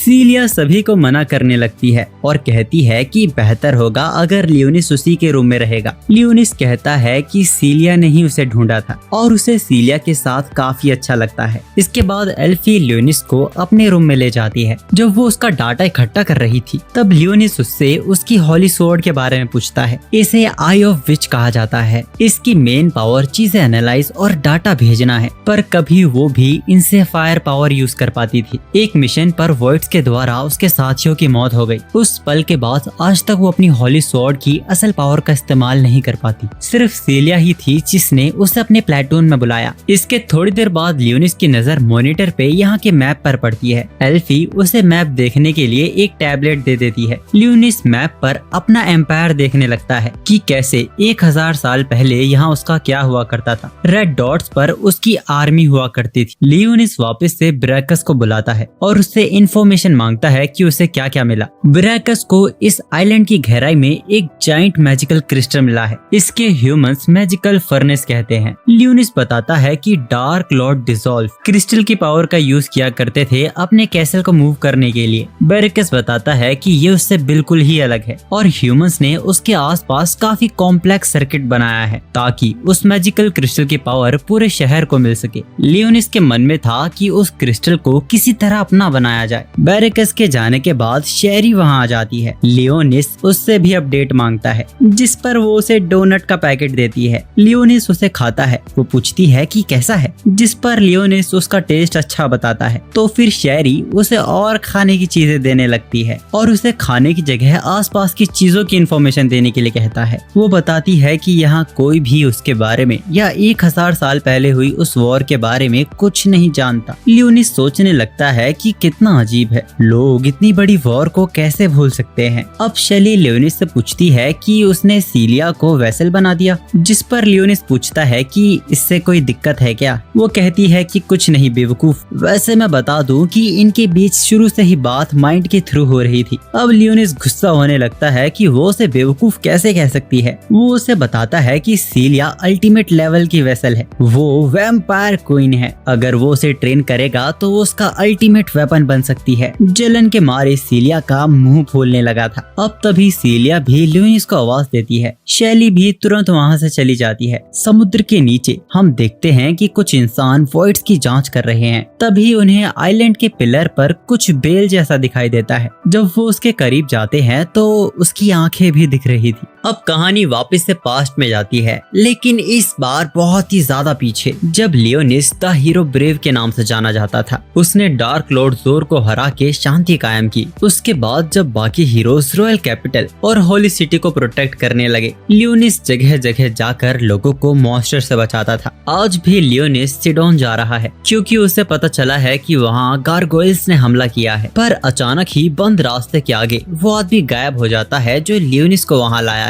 जैसे ही लियोनिस अपनी तलवार बाहर निकालने वाला था और तभी उस पर चारों तरफ से कंट्रोल मैजिक का यूज किया जाता है। उसके हाथों और पैरों को जंजीरों से बांधकर एक कैदी की तरह लटका दिया गया, जिसके बाद धोखे से लियोनिस को मार दिया जाता है। हमें पता चलता है कि लियोनिस को रॉयल कैपिटल के राजा ने ही मरवाया है, क्योंकि वहाँ की जनता किंग से ज्यादा लियोनिस को इज्जत देने लगे थे। उन सभी के जाने के बाद रोजेलिया वहाँ आती है और मरे हुए लियोनिस से पूछती है कि तुम्हें इसके बारे में पहले से ही पता था ना, जिस पर लियोनिस जवाब देता है कि उसे एहसास हो गया था। लियोनिस की जान उन्हीं इंसानों ने ली जिनको उसने बचाया था। इन सब के बावजूद लियोनिस को कोई बदला नहीं चाहिए, क्योंकि वो उन्हें बुरा नहीं मानता है। रोजेलिया उसे बताती है कि वो इस दुनिया को चुनौती देने वाली है और पूरे समय वो लियोनिस को देखती आ रही थी। उसे लियोनिस पसंद आ गया है और वो उसे उसका हो जाने के लिए कहती है। रोजेलिया के छूते ही लियोनिस के शरीर में वापस से जान आ जाती है। अब कहानी वापस से प्रेजेंट में आती है। ये सब लियोनिस याद कर रहा था। उसका मकसद रोजेलिया को ढूंढना है और अपनी डीमन आर्मी को वापस से खड़ा करना है। तभी उसे अपनी गर्दन पर कुछ एहसास होता है। वो सीलिया को जाके उसको बेड से उठा देता है। सीलिया अचानक से उठ गई। वो कंफ्यूज हो जाती है। लियोनिस उसे सील के बारे में बताता है जो उसके ऊपर भी लगा हुआ है। ये सील उसे अपने वेसल्स को कंट्रोल करने देता है। सीलिया हैरान हो जाती है और पूछती है, यानी तुम मुझसे कुछ कुछ भी करवा सकते हो, मतलब कि वो सब चीजें भी। लियोनिस कहता है कि वो वैसा कभी कुछ नहीं करने वाला। सीलिया भी जानती है कि लियोनिस एक जेंटलमैन है। लियोनिस कहता है कि उसे भी जेंटल वुमेन बनना चाहिए और वो उसे उसके दांतों के निशान अपनी गर्दन पर दिखाने लगता है। वो शर्माते हुए कहती है कि काफी रात हो गई थी और वो अपने आप को रोक नहीं पा रही थी। वैम्पायर्स को रात में अपने आप को कंट्रोल करना मुश्किल हो जाता है और वो उसकी वेसल है, वो उसका खून चूस सकती है, पर लेकिन उसे एक बार उसे बता देना चाहिए। सीलिया माफी मांगती है और कहती है कि वो अगली बार ध्यान रखेगी। उसी वक्त एल्फी का सीलिया पर कॉल आता है। अपने प्लेटून लीडर को उसे काफी इंटरेस्टिंग बात बतानी थी। बड़े लोगों को स्ट्रेटेजी मीटिंग के लिए समन किया गया है। ये बात ओशियन एरिया से जुड़ी हुई हो सकती है जहाँ इन्वेस्टिगेशन चल रही थी। अभी एल्फी को भी ज्यादा कुछ पता नहीं चला है, जैसे ही उसे पता चलेगा वो खबर करेगी। वैसे आज एकेडमी में उनकी कोई क्लास नहीं थी, इसीलिए सीलिया लियोनिस को उसे आज ट्रेन करने के लिए कहती है। वहीं कंट्रोल टावर में वो मीटिंग शुरू भी हो चुकी थी। 11 घंटे हो चुके हैं और उन्होंने नंबर 13 प्लेटून से अपना कनेक्शन खो दिया है। बेशक वो सभी लोग मारे जा चुके हैं। कनेक्शन खोने से पहले उन्हें एक वॉइड का सिग्नल मिला था और ऐसा कभी नहीं हुआ था कि वो सिग्नल 3 सेकंड के बाद ही गायब हो जाए। उन्हें एक इमेज भी मिली है जो कि पेड़ की जड़ें जैसी लग रही है। या तो ये नए तरह का कोई वॉइड है या फिर कहीं ये कोई वॉइड लॉर्ड तो नहीं। इन्हें अपने आप को तैयार करके रखना होगा। जो 6 साल पहले हुआ था थर्ड असॉल्ट गार्डन के साथ, वो फिर दोहराना नहीं चाहिए। 7th असॉल्ट गार्डन का डिफेंस बहुत ही ज्यादा स्ट्रॉन्ग है। नए हॉली स्वॉर्ड्समैन अपने आप को भविष्य के लिए तैयार कर रहे हैं। यहाँ तक कि प्राइवेट सिटीजन्स भी डेली ट्रेनिंग करते हैं। इसी तरह वॉइड्स के खिलाफ उनकी क्या तैयारी है, इस मीटिंग में उसी पर बात होती है। तभी वहाँ कमांडर का कॉल आता है और उन्होंने अपना डिसीजन ले लिया है। बहुत वक्त हो गया, वॉइड का कोई सिग्नल नहीं मिला है, इसीलिए वो लोग ओशियन में वापस जाएंगे और इस बार ग्रुप बड़ा और ताकतवर होगा। एक्टिंग कमांडर कहते हैं कि वॉइड्स को क्रिस्टल तक मत पहुंचने देना। दूसरी तरफ हम सीलिया को ट्रेनिंग करते हुए देखते हैं। ये एकेडमी के रोबोट्स उसके लिए काफी ज्यादा आसान हो रहे थे और अब सीलिया एक वैम्पायर है तो उसे मैजिक भी यूज करना सीख लेना चाहिए। लियोनिस एक सर्कल क्रिएट करता है ताकि बाहर से कोई उन्हें देख न सके, जिसके बाद वो कई सारे अनडेड मॉन्स्टर्स को समन करता है। सीलिया इनको देख बहुत ही हैरान थी, उन्होंने कभी ऐसा कुछ नहीं देखा है। सीलिया काफी तेजी से कई स्केलेटन्स को हरा देती है। ये ट्रेनिंग उसकी बहुत देर तक चलती है। सीलिया तो बहुत ही ज्यादा थक जाती है। लियोनिस सर्कल को और अपने स्केलेटन्स को वापस बुला लेता है। सीलिया भी अब अपनी इस नई बॉडी को अच्छे से कंट्रोल कर पा रही है। लियोनिस भी चाहता है कि उसकी वेसल यानी कि सीलिया ताकतवर होती रहे। लियोनिस को थैंक्स करने के लिए वो उसके लिए लंच खरीदने की बात करती है, जिस पर लियोनिस कहता है कि उसे हर बार पैसे देने की जरूरत नहीं है और तभी वापस से लियोनिस के पेट में गुड़गुड़ होने लगती है। वैसे ओशियन के नीचे का ऑपरेशन शुरू हो चुका है। हम देखते हैं कि साकुया भी रात भर जुआ खेलने के बाद वापस लौट आई है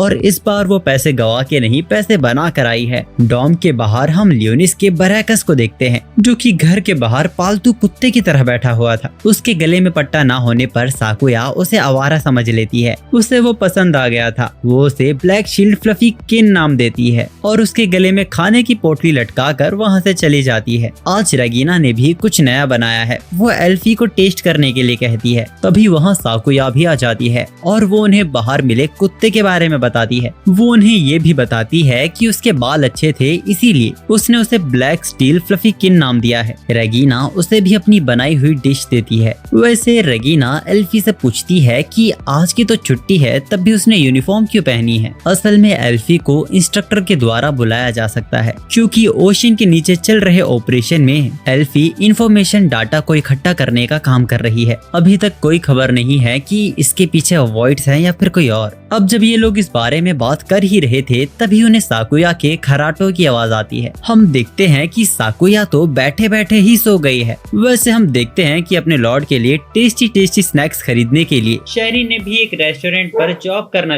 दिया है। उसे सबसे पहला काम आलूओं को काटने का दिया जाता है। वो अपने चाकू को निकाल के आलूओं के साथ बर्तनों को भी काट देती है। उसे ये काम छोड़कर बाहर सफाई करने के लिए कहा जाता है, पर तभी वो लियोनिस और सीलिया को वहाँ आता देखती है। शैली छुप गई थी, उसे बहुत जलन हो रही थी। तब तो उसका दिमाग ही खराब होने लगता है जब सीलिया लियोनिस को अपना पैकेज पकड़ने के लिए कहती है। वो कहती है कि लॉर्ड इस वेसल को कुछ ज्यादा ही छूट दे रहे हैं। जब वो वहाँ से चले जाते हैं, वो सोचती है कि आखिर ये लोग जा कहाँ रहे हैं। हम देखते हैं कि सीलिया लियोनिस को अनाथ आश्रम आई है, जो कि ऑर्फेनेज होने के साथ एक रेस्टोरेंट भी है। सभी बच्चे सीलिया को देख बहुत ही ज्यादा खुश हो जाते हैं। असल में सीलिया यहाँ आती रहती है और छोटे मोटे काम यहाँ करती रहती है। लियोनिस को भी अपने वो पुराने दिन याद आ गए थे। असल में लियोनिस भी एक अनाथ ही था। उनके अंदर आते ही एक बच्चा सीलिया के साथ मस्ती करने लगता है। लियोनिस अपनी शैडो का इस्तेमाल कर उस बच्चे को सबक सिखाने ही वाला था, पर सीलिया कहती है कि वो ठीक है, असल में वो बस एक बच्चा ही है, लियोनिस को इतना गुस्सा नहीं करना चाहिए। यहाँ की ऑनर सीलिया से लियोनिस के बारे में पूछती है। वो बताती है कि वो भी एक होली स्वॉर्डमैन है। ये सुन सभी बच्चे बहुत ही एक्साइटेड हो जाते हैं और लियोनिस से चिपकने लगते हैं। सीलिया बच्चों को बताती है कि वो उनके लिए डोनट्स लेकर आई है। तब जाकर बच्चे लियोनिस से हटते हैं और उसे सांस लेने का मौका मिलता है। वैसे लियोनिस को समझ आ गया था ये वही जगह है जिसे सीलिया प्रोटेक्ट करना चाहती है। लियोनिस के पास भी कभी वो जगह थी जिसे वो प्रोटेक्ट करता था।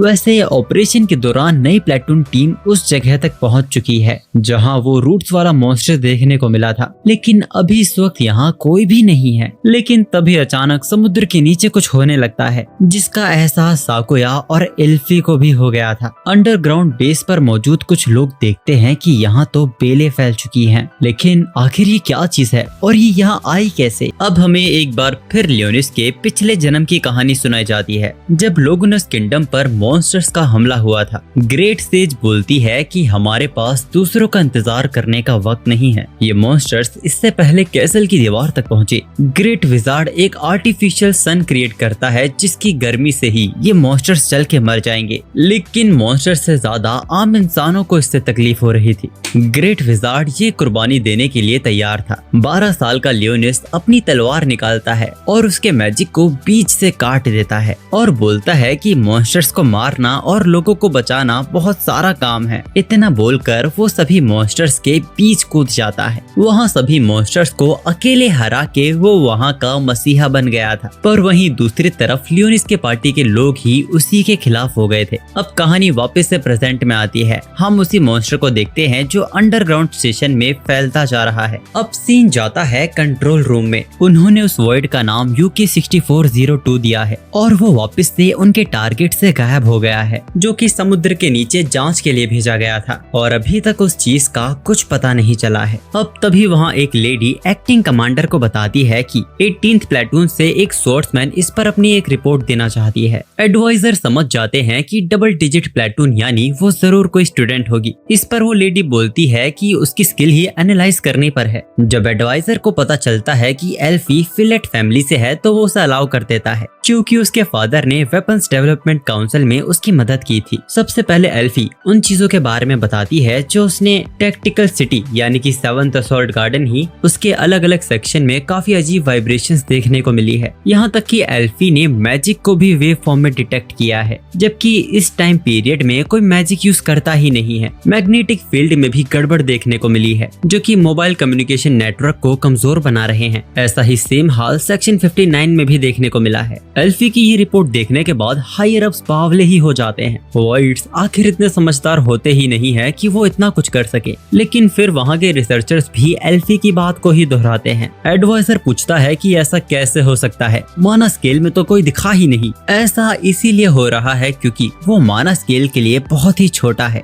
वो वॉइड शायद अपने हिसाब से अपने शरीर को छोटा या बड़ा कर सकता है, इसी वजह से उसे ढूंढना और पकड़ना बहुत ही मुश्किल हो रहा है। और बात रही कि वो अंडरग्राउंड घुस कैसे रहा है, इस पर वो रिसर्चर जवाब देती है कि वो शायद जॉइंट्स के बीच में जो गैप्स हैं उनके थ्रू घुस रहा है। अब तभी सेक्शन 31 की तरफ से हमला होने का सिग्नल मिलता है और उसी दौरान अंडरग्राउंड वेयरहाउस में मटेरियल मैनेजमेंट की तरफ से रिपोर्ट आती है। उन्हें वहाँ पेड़ की जड़ें मिली हैं जो कि फैल रही हैं। एल्फी, सीलिया और लियोनिस की सुरक्षा के लिए सनी स्पॉट हाउस पर अपनी एक आई ऑफ विच छोड़ देती है। ये बात तो तय है कि जंग होने वाली है। एल्फी दोनों को इसके लिए तैयार रहने के लिए कहती है। दूसरी तरफ हम उस वर्कर को देखते हैं जो कि शैली को ढूंढ रहा था, जो सारा काम छोड़कर पता नहीं कहां भाग गई है। दूसरी तरफ लियोनिस इन बच्चों से परेशान हो गया था। इनके अंदर बिल्कुल भी तमीज नहीं है। तभी टिसेरा नाम की लड़की लियोनिस को अपना रुमाल देती है। वो लियोनिस से बात करते हुए बहुत ही ज्यादा शर्मा रही थी। वो कहती है कि ये तो बहुत कूल है कि तुम हॉली स्वॉर्ड यूज कर सकते हो।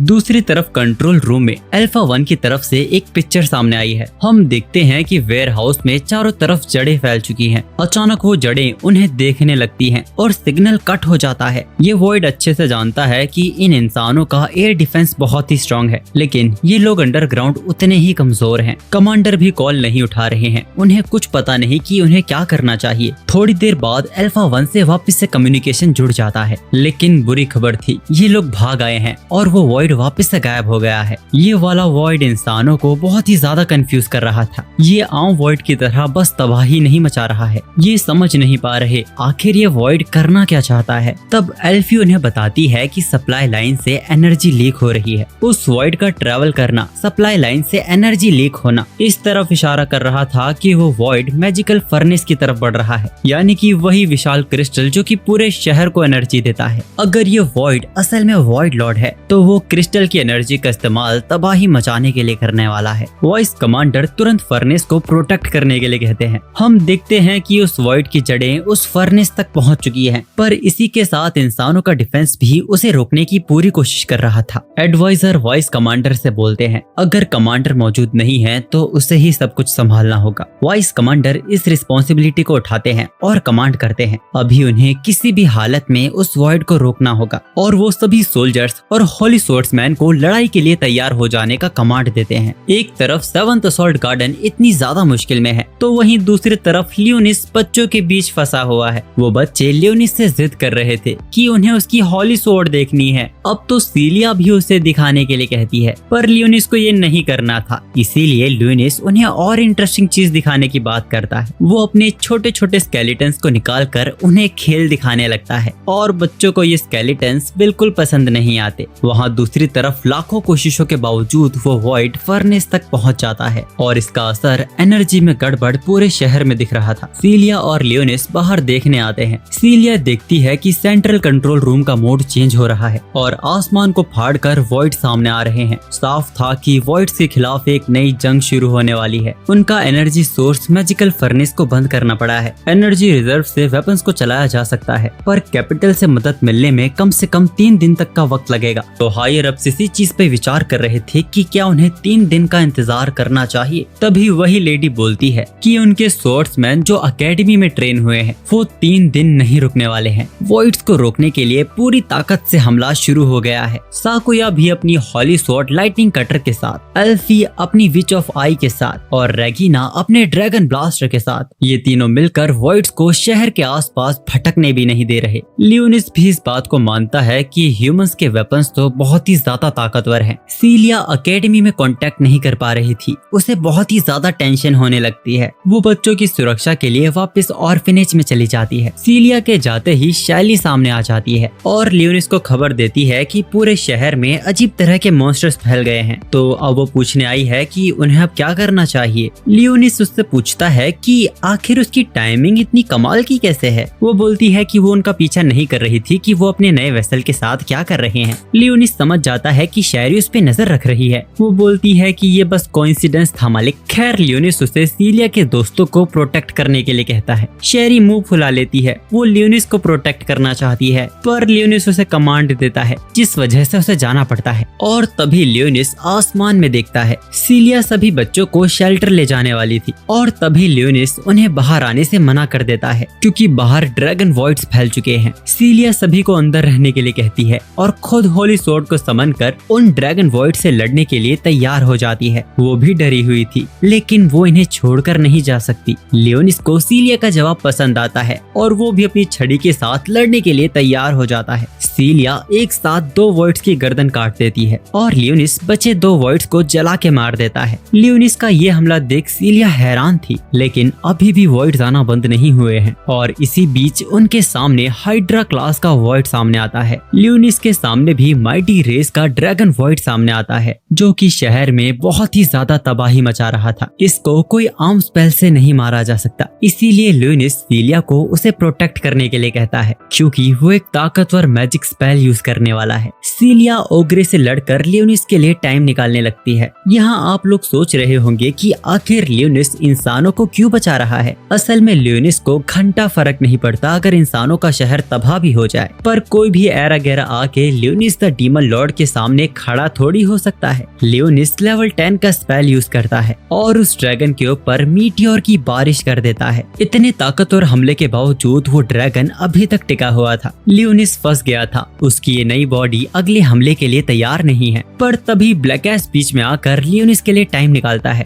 जिसके बाद लियोनिस ग्रेविटी मैनिपुलेशन के साथ उस ड्रैगन को खत्म कर देता है। उन्होंने चैन की सांस ली भी नहीं थी कि अचानक जमीन फटने लगती है। उसी वॉइड्स के रूट सीलिया को पकड़ जमीन के अंदर खींच लेती हैं। लियोनिस जैसे ही उसे बचाने जाता है, बड़ी बड़ी बेलें बाहर आने लगती हैं और एक चेहरा बनाती हैं। ये वॉइड मॉन्स्टर लियोनिस को जानता था और असल में ये मॉन्स्टर और कोई नहीं, ग्रेट विजार्ड था। लियोनिस ने भी उसे पहचान लिया है। अब कहानी एक बार फिर पास्ट में जाती है, जब लियोनिस इमॉर्टल डार्क लॉर्ड बन चुका था। वो रोजेलिया के लिए बहुत सारा सोना लेकर आता है, यहाँ तक कि वो डीमन लॉर्ड की जिंदगी में पूरी तरह ढल चुका है। उसने तरह तरह के ताकतवर स्पेल्स भी सीख लिए हैं। उसने किंगडम ऑफ शैडो के प्रिंस को भी अपना दोस्त बना लिया है, जो कि और कोई नहीं ब्लैकएस होता है। लियोनिस की जीत को सेलिब्रेट करने के लिए रोजेलिया के पास भी उसके लिए एक गिफ्ट है। वो लियोनिस की पुरानी हॉली सोर्ड को समन करती है, जिसे देख लियोनिस दुखी हो जाता है। उसे ये नहीं चाहिए। रोजेलिया उस सोर्ड को डीमन सोर्ड में बदल देती है, लेकिन इस तलवार को तब तक बाहर नहीं निकाला जा सकता जब तक वो एक कंडीशन लागू नहीं होती। ये कंडीशन हमें नहीं बताई जाती। लियोनिस इस कंडीशन के बारे में पहले से जानता है। हमें बस इतना बताया जाता है कि ये तलवार इस्तेमाल करने वाले के सच पर सवाल उठाती है। लियोनिस ग्रेट विजार्ड यानी कि अराकिल से बोलता है। उसने नहीं सोचा था कि भविष्य में 1000 साल बाद उसकी मुलाकात उससे होगी। लियोनिस नोटिस करता है कि अराकिल और वॉइड्स को जन्म देने की कोशिश कर रहा है। वो तुरंत उस पे फ्लेम स्पेल से हमला करता है। अराकिल वहाँ से भाग के जमीन की गहराई में छिप जाता है। सीलिया अभी जिंदा है, क्योंकि सील अभी तक गायब नहीं हुई है। अराकिल का मकसद जरूर लियोनिस को यहाँ से दूर ले जाना है, पर लियोनिस ने भी सोच लिया है कि वो उसे और उसके चूजों को एक साथ खत्म कर देगा। बरैकस सामने आता है और बोलता है कि हमारा दुश्मन वापस लौट आया है। लियोनिस बोलता है कि पर अब ये बहुत ज्यादा बदल गया है। देखने से ऐसा लगता है जैसे ये वॉइड्स का लीडर है, लेकिन अगर अराकिल 1000 सालों बाद रिवाइव हुआ है तो यकीनन कहीं ना कहीं रोजेलिया भी होगी। ब्लैकएस पूछता है कि ये इंसान यहाँ क्या कर रहे हैं। ये बस बाहर खड़े होकर अपने आप को खतरे में डाल रहे हैं। वो लियोनिस की तरफ देख रहे थे। ब्लैकएस उससे पूछता है कि क्या उन्हें आपसे कोई काम है। लियोनिस को लगने लगता है कि उसके ताकतवर हमलों के बाद वो बच्चे उससे डर रहे हैं, क्योंकि ऐसी आंखों को लियोनिस पहले भी देख चुका है। लियोनिस उन्हें अंदर जाने के लिए कहता है, पर वो लड़की लियोनिस को शुक्रिया कहती है और कहती है कि हम सभी लोग ठीक हैं। वो जाके उनकी बहन सीलिया को बचाए। इसके लिए वो लियोनिस से रिक्वेस्ट करने लगती है। लियोनिस सोचता है कि क्या ये मुझसे नफरत नहीं करते हैं। वो सभी बच्चों से कहता है कि वो सीलिया को सलामत वापस लेकर आएगा। ये सुन सभी बच्चे खुश हो जाते हैं। लियोनिस वहाँ एक बैरियर बनाता है और उनकी सुरक्षा के लिए स्केलेटन्स को वहाँ छोड़ देता है। ब्लैकएस उस थैले को खोलता है जो इतनी देर से उसकी गर्दन में लटका हुआ था। वो लियोनिस को बताता है कि उनके घर के पास ही एक लड़की ने उसे ये दिया था। लियोनिस को भूख लग रही थी, इसीलिए उसमें से वो एक खा लेता है। तभी उन्हें सीलिया के कम्युनिकेटर से आवाज आती है। ये सीलिया के कान से गिर गया था। लियोनिस अपने ऊपर एल्फी की हॉली सोर्ड को देखता है। दूसरी तरफ साकुया और रेगिना मिलकर उस मल्टी हेड मॉन्स्टर को रोकने की कोशिश कर रहे थे और वहीं एल्फी सीलिया से कांटेक्ट करने की कोशिश कर रही थी। लियोनिस उसे जवाब देता है कि सीलिया को एक वॉइड उठा ले गया है। वो एल्फी को उसकी लोकेशन पता करने के लिए कहता है ताकि वो उसे वापस ला सके। एल्फी कहती है कि बेवकूफी मत करो, डिस्ट्रिक्ट प्लेटून से मदद मांगो। लियोनिस उसे बताता है कि यहाँ कोई भी नहीं है और शायद वो भी मदद नहीं कर पाएंगे। एल्फी अपनी हॉली सोर्ड से वहाँ की हालत देखती है। वहाँ की हालत देख वो दंग रह जाती है। लियोनिस एल्फी को उस पर भरोसा करने के लिए कहता है। एल्फी सीलिया की लोकेशन निकालती है। वो हैरान रह जाती है क्योंकि सीलिया का सिग्नल मैजिकल फर्नेस के पास से आ रहा था। उसी दौरान वो मल्टी हेड वॉइड एल्फी पर हमला करने वाला था, पर अचानक वहाँ एक चाबुक आता है और उस मॉन्स्टर की सारी गर्दन कट जाती है। ये और कोई नहीं शेरी थी, जो तुरंत वहाँ से गायब भी हो जाती है। लियोनिस भी तेजी से मैजिकल फर्नेस की तरफ बढ़ रहा था। रास्ते में ब्लैकएस लियोनिस से पूछता है आखिर उसने शेरी को इंसानों को बचाने के लिए क्यों भेजा, जिस पर वो जवाब देता है कि एल्फी की हॉली सोर्ड काफी काम की है और रेगिना उसकी वेसल की मेड है। ब्लैकएस के लिए ये जवाब काफी नहीं था। वो पूछता है तो फिर उसने उन इंसानों के लिए बैरियर क्यों बनाया। लियोनिस बोलता है मैंने किया तो क्या, मुझे वो इंसान अच्छे लगे, तुम्हें कोई दिक्कत है क्या। ब्लैकएस बोलता है कि ये आपने सही जवाब दिया है। सामने की दीवार को तोड़कर वो लोग मैजिकल फर्नेस तक पहुंच जाते हैं, जिस पर अराकिल ने पूरी तरह कब्जा कर लिया है। लियोनिस तुरंत आग का हमला कर उसकी जड़ों को जला देता है। पर अरेकल भी कुछ कम नहीं था, उसने अपने आप को तुरंत ठीक कर लिया था। अरेकल लियोनिस से पूछता है कि उसने तो उसे 1000 साल पहले खत्म कर दिया था। लियोनिस जवाब देता है कि तुम आज भी बेवकूफ हो, क्योंकि वो मरा नहीं था, उसने अपनी सोल को सील कर लिया था। वो कहता है कि बेवकूफ तो तुम हो, दुनिया बहुत ज्यादा बदल चुकी है और ये दुनिया फिर से बनेगी वॉइड प्लेनेट के साथ। लियोनिस कंफ्यूज हो जाता है। वो पूछता है कि वॉइड प्लेनेट क्या है। इस पर वो कोई जवाब नहीं देता और अब अरेकल के शरीर से छोटे छोटे मुंह बाहर आने लगते हैं। उसका हर एक फेस होली चैंट गा रहा था। लियोनिस सोचने लगता है कि क्या उसने होली ऑर्डर के टाइम सभी प्रीस्ट को ऑब्जर्व कर लिया था। लियोनिस सीलिया की ही इयरिंग से उसे कांटेक्ट करने की कोशिश करता है। सीलिया को लियोनिस के बारे में पता तो चल गया था,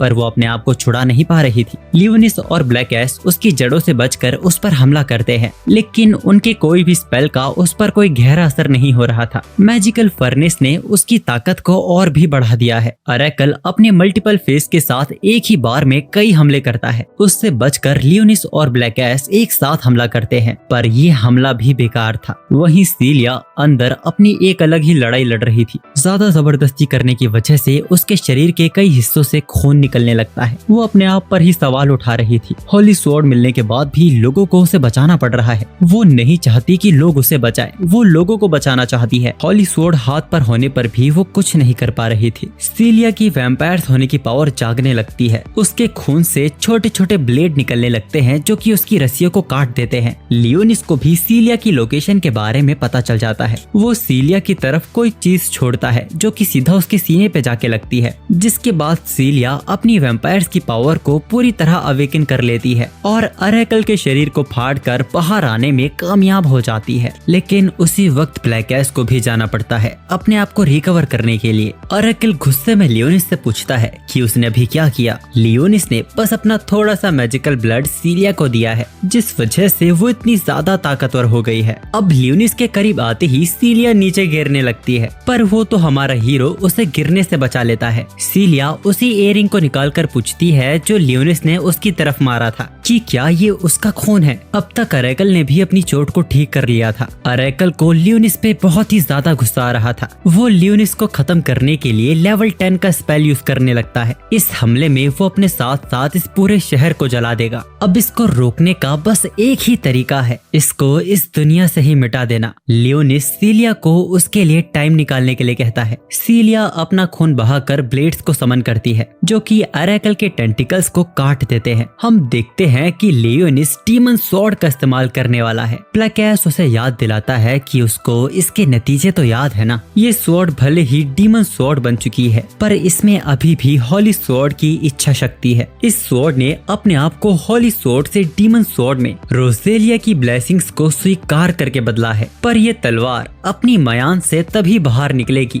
जब लियोनिस को अपने किंगडम को बचाना होगा। Leonis the demon lord demon sword को बाहर निकालते हुए ये बात डिक्लेयर करता है कि 7th असॉल्ट गार्डन उसका किंगडम है। यहाँ रहने वाले लोग उसकी प्रजा है और अपनी प्रजा की रक्षा करना उसका कर्तव्य है। नीचे से ब्लैक एश ये देखता ही रह जाता है। डीमन स्वॉर्ड लियोनिस की बात मान रही थी। अरेकल घबरा रहा था। वो पूछता है कि उसे ये तलवार कैसे मिली। फिर भी अरेकल बोलता है कि दुनिया के अंत को कोई नहीं रोक सकता, जिस पर लियोनिस बोलता है कि वो नियति को अपने हाथों से बदलेगा और होली स्वॉर्ड के हमले के साथ वो उसके अस्तित्व को ही मिटा देता है। उसके जाने के साथ सभी वॉइड्स भी अब गायब होने लगे थे। सभी लोगों के लिए ये बहुत ही हैरान कर देने वाला था। उनके रडार में अब वॉइड लॉर्ड का भी सिग्नल नहीं दिख रहा है। अंदाजा लगाया जाता है कि मैजिकल फर्नेस के ब्लास्ट में वो वॉइड लॉर्ड मारा गया। अपने आप को लकी मानकर वो लोग चैन की सांस लेते हैं। लियोनिस और सेलिया भी कटर के रास्ते से बाहर आ गए थे। सभी लोग उनको सलामत देख बहुत ही ज्यादा खुश थे। अगले दिन लियोनिस का पूरा शरीर दर्द मार रहा था। ये डीमन स्वॉर्ड के अंदर सील पावर को इस्तेमाल करने का असर है। लियोनिस कहता है कि उसका ये शरीर बहुत ही कमजोर है। इस शरीर में उसकी सारी मैजिकल पावर यूज हो जाती है। सीलिया वहाँ लियोनिस के लिए सैंडविच बनाकर लाती है। ऑर्फनेज के बच्चों ने भी उसके लिए तोहफा बना के भेजा है। 1000 सालों पहले लियोनिस ने जिन्हें अपना दुश्मन मान लिया था, आज उनको ही उसने अपनी प्रजा घोषित कर दी है। लियोनिस भी सोचता है कि उसे उसे उन सभी को प्रोटेक्ट करना चाहिए जो उसे यानी डीमन लॉर्ड को रिस्पेक्ट करते हैं। खैर अब सीलिया मुद्दे की बात करती है। कल की लड़ाई में उसका बहुत ही ब्लड यूज हो गया था। लियोनिस समझ रहा था कि सीलिया क्या मांग रही है। वो बोलता है कि क्या वो अपने आप पे और कंट्रोल नहीं कर सकती। खैर लियोनिस अपना खून देने के लिए मान जाता है और जब सीलिया लियोनिस की फिंगर से उसका खून चूस रही थी तभी बाकी लड़कियां लियोनिस का हाल देखने के लिए उनके कमरे में आ जाती हैं और यहाँ का माहौल देख दंग ही रह जाती हैं। वो सभी लोग सीलिया पर भड़कने लगते हैं कि वो एक बच्चे के साथ क्या कर रही है। सीलिया उन्हें समझाने की कोशिश करती है कि वो लोग गलत समझ रहे हैं।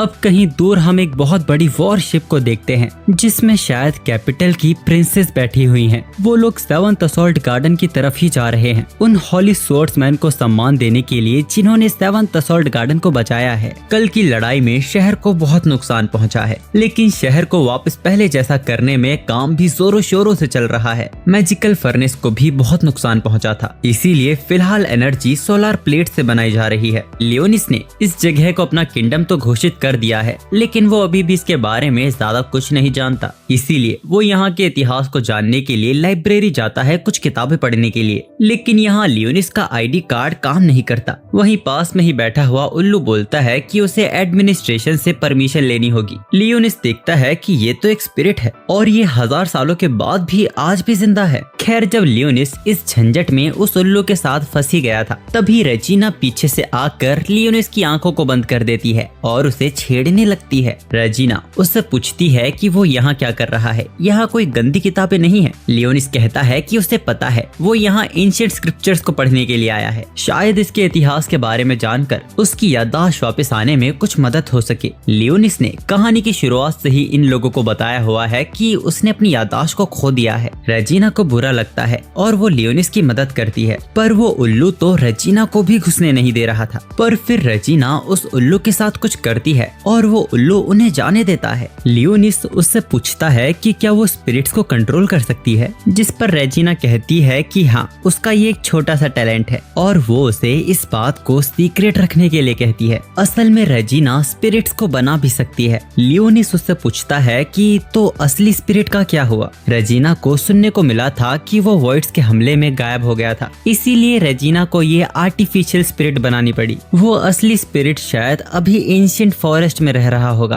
अब तभी उन दोनों के फोन पे मैसेज आता है। एडमिनिस्ट्रेशन ने पूरे 18 प्लेटून को मेमोरियल के लिए इनवाइट किया है। ये मेमोरियल रॉयल शिप पर 4th प्रिंसेस एल्टीलिया के द्वारा आयोजित किया जा रहा है। लियोनिस बोलता है कि वो अपनी रिसर्च करने के बाद सीधा शिप पर ही मिलेगा, इसीलिए वो रेजिना को पहले जाने के लिए कहता है। पर रेजिना कहती है कि वो नहीं जाने वाली और वहाँ से चली जाती है। अब सीन चेंज होता है और हम कुछ बीस्ट ह्यूमंस को देखते हैं जो कि 4th प्रिंसेस को किडनैप करने का प्लान बना रहे थे। प्रिंसेस को हॉस्टेज बना के वो अपने लोगों को इंपीरियल कैपिटल से छुड़ाना चाहते हैं। ये इंसानों को सबक भी सिखाना चाहते हैं पर ये लोग ऐसा कर नहीं पाएंगे क्योंकि इंसानों के पास हॉली स्वॉर्ड की ताकत है। और तभी एक डार्क एल्फ उनके सामने आती है जो उनका मजाक बनाती है पर ये असल में इनकी मदद करने आई है। ये भी इंसानों से उतनी ही नफरत करती है जितनी ये लोग करते हैं। इस बीस्ट ह्यूमन प्रजाति को आजीन कहते हैं। वो अपनी हॉली स्वॉर्ड से लायन बीस्ट को ऐसी ताकत देती है जो हॉली स्वॉर्ड को भी सरपास कर देगी। उसने लायन बीस्ट को हॉली स्वॉर्ड जैसी एक स्वॉर्ड दी थी। उस तलवार की ताकत को देखने के बाद उन सभी का कॉन्फिडेंस आसमान छू रहा था। बस इन सब के बदले में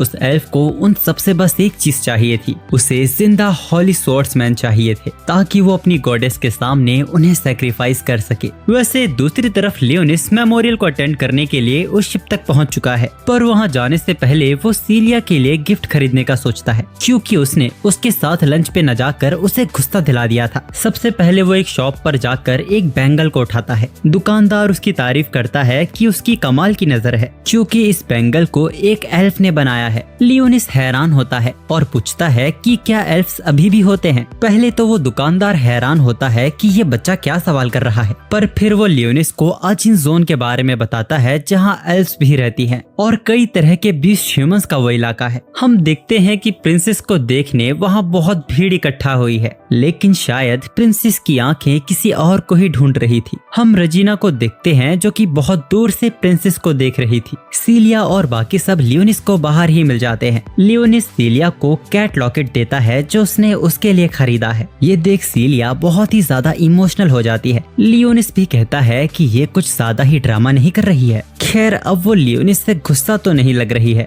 अब सीलिया अचानक एक जोक मारती है, अगर लियोनिस लड़कियों के लिए ऐसा ही कुछ करता रहेगा तो वो फ्यूचर में डीमन लॉर्ड बन जाएगा। पता नहीं इस जोक का क्या मतलब था, पर इसने लियोनिस को डरा दिया था कि कहीं उन्हें उसकी पहचान के बारे में पता तो नहीं चल गया। अब जब वो लोग शिप के अंदर जा ही रहे थे, लियोनिस उनसे रेगिना के बारे में पूछता है। वो तो देखने से ही पार्टी गर्ल लगती है। इस पर वो लोग भी कोई ठीक जवाब नहीं देते हैं। अब तभी वहाँ फेंड्रिस नाम की लड़की सीलिया को आवाज देती है और पूछती है कि तुम लोग यहाँ घूमने आए हो क्या। सीलिया उसे बताती है कि वो लोग इनवाइटेड है। फेंड्रिस बोलती है कि मेरे पास तुम जैसों के लिए टाइम नहीं है, क्योंकि उसे चेयरमैन ने यहाँ बुलाया है। लेकिन वहाँ से जाते हुए वो सीलिया से पूछती है कि क्या उसने हॉली स्वॉर्ड को अवेकन कर लिया। सीलिया हाँ बोलती है, जिस पर वो उसे कांग्रेट्स कहकर वहाँ से चली जाती है। हमें पता चलता है कि फेंड्रिस और सीलिया एक दूसरे को बचपन से जानते हैं। हम देखते हैं कि अजींस ने बोट पर हमला कर दिया है। वो लोग इंसानों का चेहरा चुरा कर उनके बीच ही छिप जाते हैं। सभी लोग मेमोरियल में पार्टी एंजॉय कर रहे थे और वहीं लियोनिस पहेलियों को सुलझाने की कोशिश कर रहा था। उसे इतिहास में 6 हीरोज गॉडेस या फिर उन 6 डार्क लॉर्ड के बारे में कुछ नहीं मिला है। जरूर किसी ने इतिहास में फेरबदल की है या फिर सालों पहले हुए वॉइड्स के हमलों में इंसानों ने सब कुछ खो दिया है। ये पॉइंट लियोनिस को कुछ दमदार नहीं लगता, क्योंकि इतिहास में टेक्नोलॉजी की डेवलपमेंट के बारे में भी कुछ नहीं लिखा है। जब लियोनिस ऐसा कुछ सोच ही रहा होता है, हमेशा की तरह शेरी सामने आ जाती है और आज तो उसने मेड के कपड़े पहने हुए हैं। लियोनिस ने शेरी को बैटलशिप की जानकारी निकालने के लिए कहा था। वो कहती है कि इस काम के लिए ये ड्रेस बिल्कुल ही परफेक्ट है। खैर शेरी बताती है कि ये शिप भी मैजिकल क्रिस्टल से चल रही है और इसमें भी कई तरह के हाईटेक वेपन्स लगे हुए हैं, यहाँ तक कि ऐसे वेपन्स भी जो उड़ भी सकते हैं। लियोनिस हैरान हो जाता है। शेरी और इंफॉर्मेशन इकट्ठा करने के लिए वहाँ से जाने लगती है, पर तभी लियोनिस उसे रोककर बोलता है कि वो उसके लिए तोहफा लेकर आया है। शेरी बहुत ही ज्यादा इमोशनल और खुश होने लगती है, पर जब वो देखती है कि लियोनिस उसके लिए डोनट लेकर आया है तो उसका मूड ही खराब हो जाता है। आखिर एक डोनट को कोई तोहफा कैसे बोल सकता है। वो बहुत धीरे से अपने लॉर्ड को बेवकूफ बोलती है। लियोनिस उस पे भड़क ही रहा था कि तभी सीलिया उसे आवाज देती है और शेरी वहाँ से तुरंत गायब हो जाती है। लियोनिस देखता है कि सीलिया ने तो स्विमिंग सूट पहना हुआ है और उसके साथ ऑर्फनेज के 2 बच्चे भी थे। सीलिया लियोनिस को बुलाती है एक साथ स्विमिंग करने के लिए, पर लियोनिस बड़ी बड़ी बातें करने लगता है। असल में वो बहाने बना रहा था क्योंकि उसे स्विमिंग करना नहीं आता है। सीलिया उसे अपने साथ ले जाती है और उसे स्विमिंग सिखाने लगती है। छोटे छोटे बच्चे लियोनिस से अच्छा कर रहे थे। हम रेगिना को देखते हैं जो उस बैटलशिप के पास ही बैठी हुई है, लेकिन पार्टी में जा नहीं रही है। दूसरी तरफ ऑजिन्स ने प्रिंसेस के सोल्जर्स को मारकर उन्हें पकड़ लिया है। प्रिंसेस किसी तरह अपनी बिल्ली को वहाँ से भगा देती है। हम देखते हैं कि शिप पर बाकियों को भी गन पॉइंट पर बंदी बना लिया गया है। एक भी चालाकी और सभी की जान खतरे में आ सकती है। इंसानों के बीच एक सेब रख दिया जाता है। अगर किसी ने भी कोई चालाकी दिखाई तो ये बुढ़ा इसे तुरंत फोड़ देगा। वो लोग अजीन्स से पूछते हैं कि उन्हें क्या चाहिए। अजीन्स को अपने साथियों की आजादी चाहिए थी। फेंड्रिस बोलती है कि हम लोग टेररिस्ट से समझौता नहीं करते, जिस पर वो भेड़िया बहुत ही ज्यादा गुस्सा होने लगता है। लेकिन फिर वो बोलता है कि ये लोग तो वैसे भी गॉडेस को सैक्रिफाइस होने ही वाले हैं। गॉडेस का नाम सुनकर लियोनिस इस बात की तह तक जाना चाहता था। वो सीलिया से ये कहकर वहाँ से गायब हो जाता है कि उसे राजकुमारी की सुरक्षा की चिंता हो रही है। एल्फी और साकुया लियोनिस के बारे में पूछते हैं। सीलिया उन्हें शांत हो जाने के लिए कहती है और जिन्स के कहने पर प्रिंसेस शिप को कैपिटल की तरफ ले जाने लगती है। इन्होंने उससे वादा किया है कि अगर प्रिंसेस उनकी बात मानेगी तो वो आम लोगों को जिंदा छोड़ देंगे।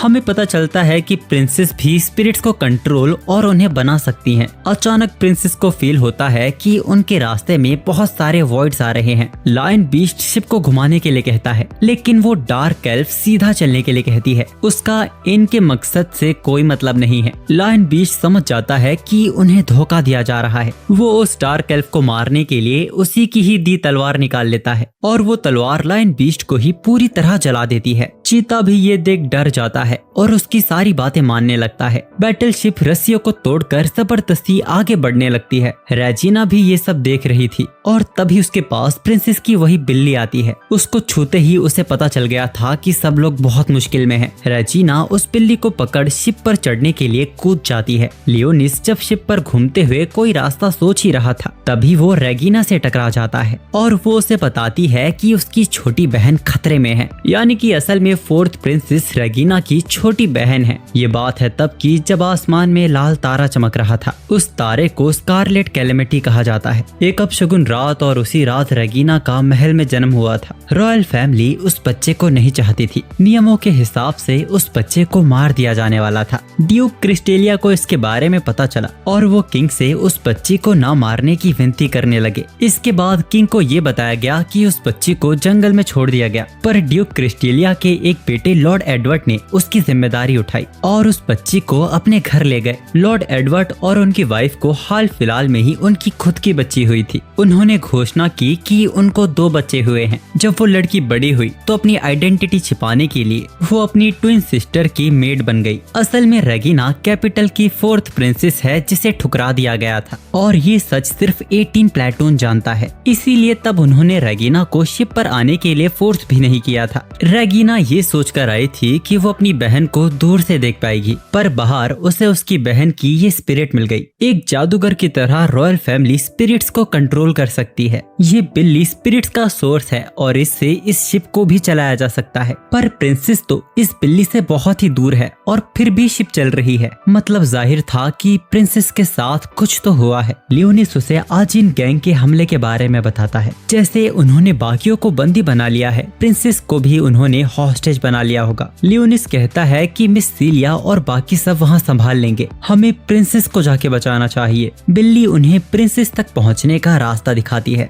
दूसरी तरफ सभी लोग बहुत ही मुश्किल में फंसे हुए थे। ये गन्स प्रॉब्लम नहीं है, हॉली स्वॉर्ड के साथ इन्हें आसानी से हराया जा सकता है। दिक्कत है तो वो सेब जो उस बूढ़े के इशारे पर ही फट जाएगा। एल्फी सीलिया को अपनी विच ऑफ आई के बारे में बताती है। उसे इस पूरी शिप को देखना था, इसीलिए एल्फी ने पार्टी की शुरुआत में ही अपनी एक आई ऑफ विच को रिलीज कर दिया था, जो अभी एकदम ऊपर झूमर के पीछे छिपा हुआ है। इस बूढ़े को एप्पल फोड़ने के लिए इस छड़ी का यूज करना पड़ेगा। एल्फी अपनी एक आई के साथ उस छड़ी के सिग्नल को जाम कर सकती है, मतलब कि वो सेब को फटने से 1 सेकंड रोक सकती है। सीलिया अपने आसपास कोई चीज ढूंढती है और उसे एक कांटे वाली चम्मच मिल जाती है। वो अपनी हॉली स्वॉर्ड का यूज नहीं कर सकती, इसीलिए वो अपने वैम्पायर खून का यूज करेगी। लियोनिस रेगिना शिप के कंट्रोल रूम तक पहुंचते हैं, पर अब वहाँ कोई भी नहीं था और उन्हें वहाँ एक आर्टिफिशियल स्पिरिट भी दिखती है। रेगिना देखती है कि शिप के रूट को लॉक कर इसे डीएक्टिवेट कर दिया गया है, मतलब कि वो अब शिप के रास्ते को बदल नहीं सकते। पर इससे बड़ा सवाल था कि आखिर प्रिंसेस कहाँ है। रेगिना इस बिल्ली की मदद से प्रिंसेस से बात करने की कोशिश कर सकती है, लेकिन वो ऐसा करने से हिचकिचा रही है क्योंकि ऐसा करने से उसकी सच्चाई सामने आ सकती है। लियोनिस पूछता है कि क्या हमें अभी इस चीज की चिंता करनी चाहिए, और वैसे भी रेगिना यहाँ अपनी छोटी बहन को ही तो बचाने आई थी। रेगिना कहती है कि तुम अपनी उम्र से कुछ ज्यादा बड़ी बातें कर लेते हो, और फिर वो उस बिल्ली की मदद से प्रिंसेस से कांटेक्ट करने की कोशिश करती है। रेगिना प्रिंसेस से कांटेक्ट करने में कामयाब हो जाती है। प्रिंसेस उससे पूछती है कि वो कौन है और क्या वो उसकी बिल्ली कार्बंकल के थ्रू उससे बात कर रही है। रेगिना बड़ा सोचकर बोलती है कि वो एक स्पिरिट सॉर्सरर है जो यहाँ से गुजर रही थी। वो प्रिंसेस से उनकी लोकेशन पूछती है। ये लोग प्रिंसेस को शिप के पीछे फ्लाइट डेक पर लेके जा रहे थे। जैसे ही रेगिना उन्हें बचाने की बात करती है, वो मना कर देती है। प्रिंसेस उसे बताती है कि शिप वॉइड्स के इलाके में जा रही है, उसे उसकी कैट के थ्रू शिप का कंट्रोल वापस लेना होगा। प्रिंसेस रेजिना को स्पिरिट कंट्रोल सेंटर की लोकेशन बताती है, जो कि शिप के बिल्कुल नीचे वाले हिस्से में है। प्रिंसेस रेगिना को एक्सेस कोड बताती है, जो सुन रेगिना सरप्राइज हो गई थी। लियोनिस रेगिना को कंट्रोल सेंटर में जाने के लिए कहता है और प्रिंसेस को वो बचा लेगा, लेकिन लियोनिस तो उसकी नजर में छोटा है, उसे उसकी चिंता हो रही थी। पर फिर लियोनिस उसे अपनी ताकत की एक झलक दिखाता है। रेगिना का मुंह तो फटा का फटा रह गया था। लियोनिस प्रिंसेस को बचाने वहाँ से चला जाता है। हमें पता चलता है कि लियोनिस इस मामले में इसीलिए टांग अड़ा रहा है क्योंकि डीमन लॉर्ड के अलावा प्रिंसेस को किडनैप करने की हिम्मत कोई नहीं कर सकता। दूसरी तरफ हम देखते हैं कि सीलिया ने अपने ब्लड से बहुत पतले धागे को वहाँ फैला दिया है। सीलिया और एल्फी अपने प्लान को अंजाम देने ही वाले थे कि तभी फेनरिस वहाँ उन आजीन से बहस करने लगती है कि कम से कम छोटे बच्चों को तो बोट से उतार दो। उस वुल्फ को उस पे इतना गुस्सा आने लगता है कि वो फेनरिस को मारने का ही सोच लेता है। और फिर वहाँ एक प्लेट के गिरने की आवाज आती है। वो लोग देखते हैं कि साकुया वहाँ चुपचाप खड़ी होकर खाना खा रही है, पर लेकिन ये रस्सी खोलकर वहाँ पहुंची कब? वो डीमन गर्ल साकुया के औरान कपड़े देखने के बाद उस वुल्फ को रोकती है और सतर्क हो जाने के लिए कहती है। औरान स्वॉर्ड्समैन वो फैमिली थी जिन्होंने अपने परिवार का बदला लेने के लिए सभी वॉइड्स को मारना शुरू कर दिया था। साकुया उन्हें उसे मारने की चुनौती देती है। फेनरिस भी उससे लड़ने के लिए खड़ी हो जाती है। वुल्फ उस पे पहले से ही भड़का हुआ था। वो उस पे हमला कर देता है, लेकिन फेनरिस अपने हाथ बंधे होने के बावजूद उसे पटक देती है। वो बूढ़ा एप्पल को एक्टिवेट करने ही वाला था, पर तभी एल्फी अपनी आई ऑफ विच से उसकी छड़ी के सिग्नल को जाम कर देती है और उस 1 सेकंड के टाइम में सीलिया ने उसकी छड़ी के कई टुकड़े कर दिए थे। साकुया उस डीमन गर्ल को डाउन कर देती है और फेनरिस भी अपने फ्रोजन वुल्फ्स को समन कर लेती है। अब वहाँ पे सभी चीजें वापस से उनके कंट्रोल में आ गई थी। सीलिया उन पे चिल्लाती है कि ये बहुत ही रिस्की था। खैर सीलिया लियोनिस से कांटेक्ट करने की कोशिश करती है, लेकिन वहाँ सिग्नल नहीं आ रहा था। और तभी वो लोग बाहर बहुत सारे वॉइड्स को देखते हैं जो कि अब शिप के ऊपर भी आने लगे थे। फेनरिस कई सारे फ्रोजन वुल्फ्स को समन कर लेती है। वॉइड से लड़ते हुए ये लोग आम लोगों को सेफ रूम में पहुंचा रहे थे और तभी सीलिया को लियोनिस की आवाज सुनाई देती है। लियोनिस सीलिया को दिए लॉकेट के थ्रू बात कर रहा था। लियोनिस सीलिया को रेगिना की मदद करने के लिए कहता है और उसे पूरी बात बताता है कि रेगिना शिप के नीचे वाले कंट्रोल सेंटर में शिप का कंट्रोल लेने जा रही है। लियोनिस देखता है कि वो एल्फ प्रिंसेस को प्लेन के थ्रू कहीं ले जाने की कोशिश कर रही है। वहाँ दूसरी तरफ रेगिना कंट्रोल सेंटर तक पहुँचने की कोशिश कर रही है, लेकिन कई सारे वॉइड्स उसके रास्ते के बीच आ रहे हैं और तभी सीलिया उसे वहाँ बचाने के लिए आ जाती है। लेकिन वहाँ शिप पर एक नई मुसीबत सामने आ गई है। उनके सामने ऑक्टोपस जैसा एक वॉइड प्रकट हो गया है जो कि आम वॉइड से बहुत ही ज्यादा ताकतवर है। साकुया अपने दोस्तों को सभी सिविलियंस को सेव करने के लिए कहती है। इस वॉइड मॉन्स्टर को वो अकेले संभाल लेगी। वो लोग साकुया पे भरोसा करते हैं और उस मॉन्स्टर के साथ उसे अकेला छोड़ देते हैं। अब हमें काफी हैरान कर देने वाली बात पता चलती है। साकुया इस वॉइड को हराने के लिए अपनी डीमन स्वॉर्ड डार्क चिदोरी का इस्तेमाल करती है। दूसरी तरफ रेगिना और सीलिया सभी वॉइड्स को हराते हुए स्पिरिट कंट्रोल सेंटर तक पहुंच गए थे। अब हमें वो एक्सेस कोड पता चलता है जिसको सुन रेगिना सरप्राइज हो गई थी। एक्सेस कोड था स्कारलेट कैलामिटी, यानी कि वही रेड स्टार जिस दिन रेगिना का जन्म हुआ था। प्रिंसेस ने बोला था कि ये एक अपशकुन सितारे का नाम है, पर लेकिन वो इस नाम को कभी भूलना नहीं चाहती। रेगिना उस कैट की मदद से शिप की डायरेक्शन को वापस 180 घुमा देती है। शिप को रास्ता बदलते हुए देख प्रिंसेस भी समझ जाती है कि वो सोर्सरर अपने काम में कामयाब हो गई। वो चीता उन वॉइड्स के हाथों मारा जाता है और जब वो डार्क एल्फ प्रिंसेस को वहाँ से ले जा रही थी, लियोनिस उस प्लेन को अपनी शैडो से पकड़ लेता है और बोलता है कि उसके किंगडम में घुसपैठ करने की वो उसे सजा देगा। दूसरी तरफ एल्फी, फर्निस और बाकी सभी को कई सारे वॉइड्स ने घेर लिया था। टेरेसा अपनी छोटी बहन से बोलती है कि बड़े भैया लियो आएंगे और हमें बचा लेंगे और तभी शेरी वहाँ आती है, एक झटके में सभी वॉइड्स को खत्म करती है और वहाँ से गायब हो जाती है। किसी को पता भी नहीं चलता कि वहाँ पे क्या हुआ। शेरी अपने लॉर्ड को वापस से गधा बोल रही थी कि वो अपनी मेड से क्या क्या काम करवाते हैं, लेकिन उसे ये देख अच्छा लगा कि वो छोटी लड़की उसके लॉर्ड पे भरोसा कर रही थी। वहीं दूसरी तरफ शेरी ने डीमन स्वॉर्ड का इस्तेमाल करके उस मॉन्स्टर के कई टुकड़े कर दिए थे। डीमन स्वॉर्ड का यूज करते हुए उसकी आंखों का रंग हरा हो गया था, जो कि उसे हराने के बाद उसकी आंखों का रंग वापस से नॉर्मल हो जाता है। डार्क एल्फ लियोनिस से पूछती है कि वो कौन है, जिस पर लियोनिस अपने आप को डीमन लॉर्ड बताता है। डार्क एल्फ को लगता है कि ये एक बेवकूफ बच्चा है और उसे बहुत ही गुस्सा आता है कि वो अपने आप को डीमन लॉर्ड बताकर डीमन लॉर्ड की बेइज्जती कर रहा है। वो उसके ऊपर फायर स्पेल से हमला करती है और लियोनिस उस हमले को हल्के हाथों से मिटा देता है। वो हैरान हो जाती है क्योंकि ये magic legendary dark Lord लियोनिस Magnus ने बनाया था। लियोनिस इस बात को मानता है और बोलता बोलता है कि ये बिगिनर लेवल मैजिक मैंने ही बनाया था। अब लियोनिस उसकी गर्दन को पकड़ लेता है और पूछता है कि उसका मकसद क्या है। ये डार्क एल्फ सभी होली स्वॉर्ड्समैन को अपवित्र करना चाहती थी ताकि वो डीमन स्वॉर्ड बना सके और उन डीमन स्वॉर्ड्स को वो गॉडेस को देने वाली थी। लियोनिस गुस्से में बोलता है कि 1000 सालों पहले सभी गॉडेस खत्म हो गए थे, आखिर तुम किस गॉडेस की बात कर रही हो। जैसे ही वो डार्क एल्फ उस गॉडेस का नाम लेने वाली थी, उसके शरीर को फाड़कर वही डीमन स्वॉर्ड बाहर निकलती है। ये मंजर देख प्रिंसेस तो वहीं बेहोश हो जाती हैं। इस वेपन को लियोनिस ने पहचान लिया था, ये तो डीमन एनिहिलेटर स्वॉर्ड है। और आखिर ये यहाँ क्या कर रही है। लियोनिस के सामने इस लेजेंडरी वेपन ने व्हाइट लॉर्ड का रूप ले लिया था। लियोनिस लेवल 8 का ब्लेज अटैक करता है, लेकिन ये वेपन गॉड्स के द्वारा हीरोज को दिया गया था। ये वेपन मैजिक को आसानी से कैंसिल कर सकता है। अचानक वो वेपन टेलीपोर्ट होकर लियोनिस के ऊपर आ जाता है। मामूली वॉइड्स प्रिंसेस तक पहुंचने की कोशिश कर रहे थे। लियोनिस उन्हें पल भर में राख कर देता है और तभी वो वेपन लियोनिस के वापस से ऊपर टेलीपोर्ट होता है। लियोनिस भी टेलीपोर्ट करके उस हमले से बच जाता है। अब अचानक शिप के सारे वेपन्स एक साथ उस स्वॉर्ड पर हमला करने लगते हैं। हम देखते हैं कि ये तो रेगिना कर रही है, यहाँ तक कि वो एक मिसाइल भी उस स्वॉर्ड पे दे मारती है। ऐसे ही एक मिसाइल पर सवार होकर सीलिया लियोनिस के पास पहुँच जाती है। लियोनिस सीलिया को पकड़ लेता है। वो उससे बताती है कि ऐसे आने का आइडिया उसे रेगिना ने दिया था।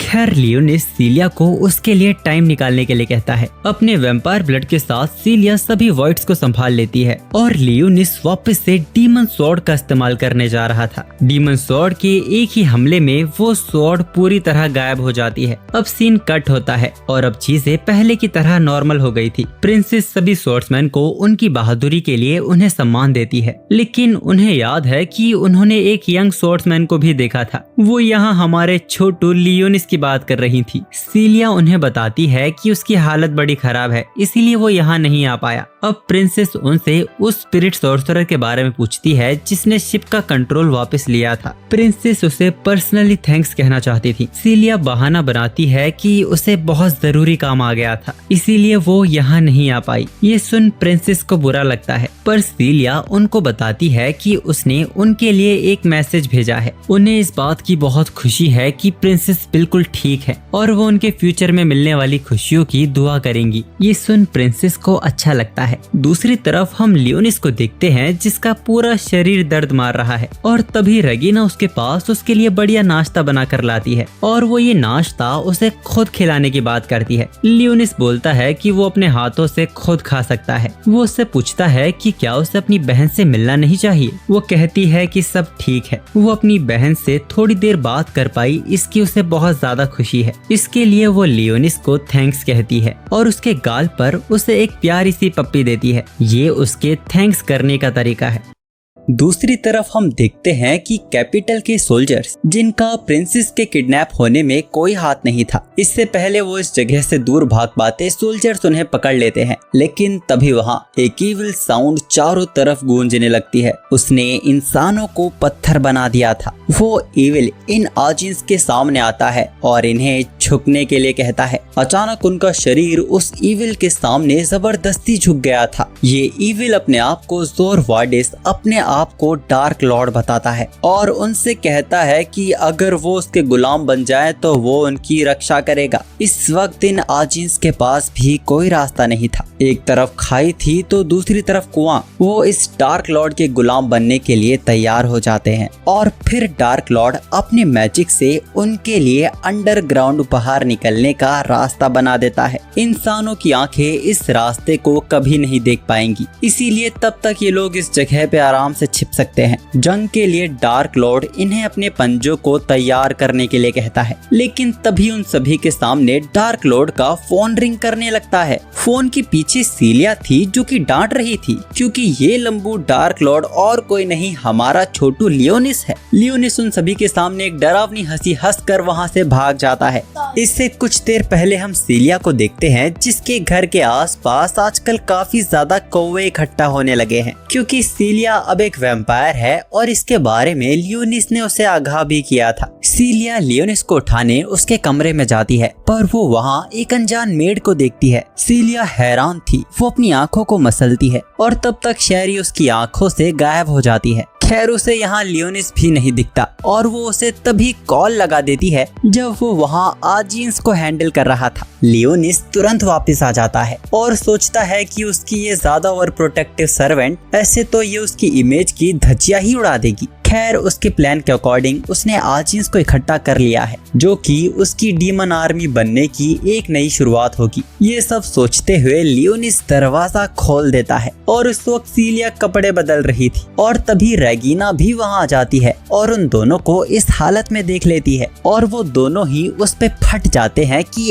अंदर आने से पहले उसे नॉक करना चाहिए था। अब लंच करते वक्त लियोनिस जब सिर्फ सैंडविच खा रहा था, तब सीलिया उसे ग्रीन वेजीज भी खाने के लिए कहती है ताकि उसकी हेल्थ अच्छी रहे। लियोनिस सोचता है कि सीलिया कितनी नादान है, उस जैसे मरे हुए की सेहत के बारे में भी वो सोचती है। लेकिन तभी वो सोचता है वेट अ सेकेंड, कहीं सीलिया उसे सब्जियां खाने के लिए इसीलिए तो नहीं बोल रही क्योंकि वो उसका खून ही तो पीती है। रेगिना भी नोटिस करती है कि आजकल काफी कौवे हो गए हैं, वो उन्हें ठोकने के बारे में सोचती है। सीलिया उसे मना करने लगती है कि उन्होंने तुम्हारा क्या बिगाड़ा है, कौवे भी तो प्यारे होते हैं ना। रेगिना उसे समझाने लगती है कि लोग उनके डोम को भूतिया समझने लगे हैं। लोगों ने उनके डोम के पास एक बड़े काले कुत्ते और एक भूतिया लड़की को देखा है। सीलिया भी तुरंत बोलती है कि आज एक भूतिया लड़की तो उसने भी देखी थी, उसने मेड आउटफिट पहना हुआ था। लियोनिस का खाना अटकने लगता है क्योंकि उसके नौकर किसी काम के नहीं है। वैसे सीलिया लियोनिस से पूछती है कि वो सुबह सुबह कहाँ गायब हो गया था। तब लियोनिस मीठी बातें करने लगता है कि वो सीलिया के लिए उसके आज के मैच के लिए अकेले प्रैक्टिस करने गया था क्योंकि आज सीलिया का फेनरिस प्लेटून के साथ प्रैक्टिस मैच है। अब सीन चेंज होकर उसी प्रैक्टिस मैच पर जाता है। सीलिया ने फेनरिस प्लेटून का एक फ्लैग डिस्ट्रॉय कर दिया था। रूल्स काफी सिंपल थे, दोनों टीम्स के पास अपने अपने फ्लैग्स हैं। अपने फ्लैग्स को बचाते हुए उन्हें अपोनेंट टीम के फ्लैग्स को डिस्ट्रॉय करना है। रेगिना और एल्फाइन अपनी टीम के फ्लैग्स को प्रोटेक्ट कर रही थी और सीलिया और साकुया फेनरिस प्लेटून पर अटैक कर रहे थे। लेकिन तभी फेनरिस प्लेटून की कैप्टन फेनरिस ही उनके सामने आ जाती है। वो अटैक न करके यहाँ डिफेंस कर रही थी ताकि वो यहाँ सीलिया से अपनी दुश्मनी का बदला ले सके। वो बताती है कि तुम्हारी एक मेंबर साकुया भी हमारे इलाके में घुस रही थी, अब तक उसके आइस वुल्फ ने उसे ढेर भी कर दिया होगा। पर असल में हम देखते हैं कि साकुया तो उसके वुल्फ्स को भगा भगा के मार रही थी। लियोनिस भी यहाँ फेनरिस की स्ट्रेटजी की तारीफ करता है और फेनरिस अपने फ्रीजिंग फिस्ट के साथ सीलिया पर हमला कर देती है। उसने सीलिया के हाथों को पेट से जमा कर जीत को लगभग अपनी मुट्ठी में कर लिया था। लियोनिस तो फेनरिस के पार्टनर को डाउन कर देता है। सीलिया भी बड़ी बड़ी बातें करने लगती है कि वो यहाँ इतनी दूर हारने नहीं आई है, जिसके बाद वो अपने हाथों को छुड़ाकर फेनरिस के ऊपर अपनी हॉली स्वॉर्ड से हमला कर देती है और इस तरह उनका प्लेटून ये मैच आसानी से जीत जाता है। अब इस लड़ाई के बाद लियोनिस इन चारों खूबसूरत लड़कियों के साथ एक बात लेता है जो कि हम लड़कों को बिल्कुल भी अच्छा नहीं लग रहा था। अब हम एक अनजान जगह पर एक अनजान शख्स को देखते हैं जो कि शार्नेक उसी डार्क एल्फ की डीमन स्वॉर्ड को एक क्रिस्टल में एब्जॉर्ब कर देता है। वो समझ नहीं पा रहा था कि इस सदी में ऐसा कौन है जिसने शार्नेक को हरा दिया। ये शख्स और कोई नहीं, एक और वॉइड लॉर्ड नेफाकिस है जो कि इस खंडर जगह पे आने वाले एक नए खतरे को जगाने की कोशिश कर रहा है। आसमान बीच से फटने लगता है और एक अनजान असॉल्ट गार्डन सामने आता है। ऑफिशियल्स को जैसे ही इसके बारे में पता चलता है वो लोग 18 प्लेटून को मदद के लिए बुलाते हैं। सीलिया और बाकी सब ने पहली नजर में ही उस असॉल्ट गार्डन को पहचान लिया था। ये वही थर्ड असॉल्ट गार्डन है जो वॉइड्स के हमले में तबाह हो गया था। सीलिया रेगिना का घर जहां सीलिया ने अपना परिवार खो दिया था। उन्हें पता चलता है कि थर्ड असॉल्ट गार्डन उनकी तरफ ही तेजी से बढ़ रहा है और इस रफ्तार के साथ वो 7 दिन में उन तक पहुंचने में कामयाब हो जाएगा। वैसे तो इस शिप का चलना नामुमकिन है, लेकिन लगता है किसी ने इसके पावर प्लांट को वापस से ठीक कर दिया है। ऑफिशियल्स उन्हें एक और बात बताते हैं कि उस शिप से 2 बार सिग्नल भेजने की कोशिश की गई है। सीलिया सीलिया रेगिना हैरान होकर पूछते हैं कि क्या कोई जिंदा हो सकता है, लेकिन वहाँ से ऐसा भी हो सकता है कि ये कोई टेक्निकल मेल फंक्शन हो। यहाँ से कुछ भी अंदाजा लगाना जल्दबाजी होगी। एल्फाइन पूछती है कि आखिर वो लोग थर्ड असॉल्ट गार्डन को ही इन्वेस्टिगेशन के लिए क्यों भेजना चाहते हैं। क्या ये सीलिया की वजह से है क्योंकि वो थर्ड असॉल्ट गार्डन के उस हमले में जिंदा बच गई थी। लियोनिस भी समझ जाता है कि इंसान आज तक बिल्कुल नहीं बदले,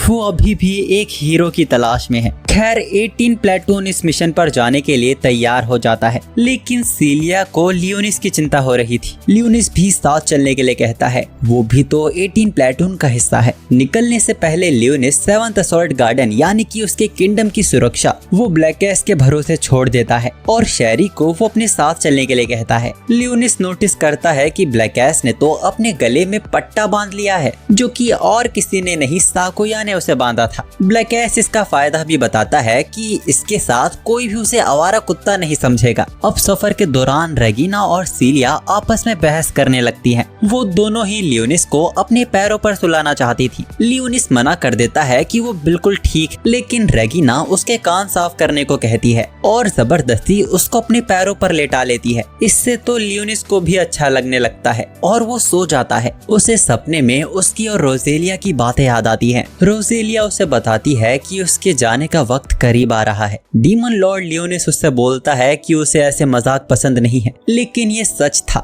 1000 सालों बाद उसका पुनर्जन्म होगा और वो लियोनिस से वादा लेती है कि कुछ भी हो जाए। लेकिन इसी के साथ वो लियोनिस से एक और वादा लेती है, अगर वो भविष्य में कुछ और बन जाती है। और तभी लियोनिस की आंखें खुल जाती हैं और वो सीलिया को अपने सामने देखता है। सीलिया ने रेगिना से अपनी जगह बदल ली थी। वैसे ये लोग अपनी मंजिल उस खंडर शिप पर भी पहुंच चुके हैं। रेगिना और सीलिया अपने पुराने घर को देख हैरान होते हैं। सीलिया और लियोनिस इस शिप के सेंटर की तरफ जाते हैं, इस शिप के फर्नेस की जांच करने के लिए, और ये बाकी तीन उस सिग्नल का पता लगाने की कोशिश करते हैं कि वो कहां से आया था। लियोनिस उन तीनों की सुरक्षा के लिए शेरी को उनके पीछे भेज देता है। शेरी गुस्सा होती है क्योंकि वो तो लियोनिस की सुरक्षा के लिए आई थी। आगे बढ़ते हुए सीलिया को यहाँ की पुरानी जगह याद आने लगती है, लेकिन तभी उसके वॉइड ट्रैकर में काफी तेजी से सिग्नल बजने लगता है। उनके ऊपर अचानक से हमला होता है और सीलिया के ऊपर एक बड़ा सा लोहा आके गिर जाता है। वो अपने ऊपर एक बहुत ही विशाल वॉइड को देखते हैं। यहाँ ये सब कुछ होने से पहले इस जगह पर एक एल्फ समन होती है, जो कि आसपास के हालातों को देख बहुत ही हैरान थी, क्योंकि ये सब उसके लिए बहुत नया है। उसके पास मौजूद शॉप से वो अपने शरीर पर कपड़े डाल लेती है। असल में इस एल्फ को 1000 साल पहले की दुनिया से यहाँ भेजा गया है, क्योंकि इसी जगह गॉडेस वापस से जागने वाली है। वो सीलिया लियोनिस के उतरते हुए शिप को ड्रैगन समझ रही थी और तभी उसके पीछे नफकिस प्रकट हो जाता है और उसे बताता है कि वो इंसानों की बनाई टेक्नोलॉजी है। नफकिस ने उसे पहचान लिया था कि ये तो एल्फ हीरो आर्ले है, लेकिन ये यहाँ इस सदी में क्या कर रही है।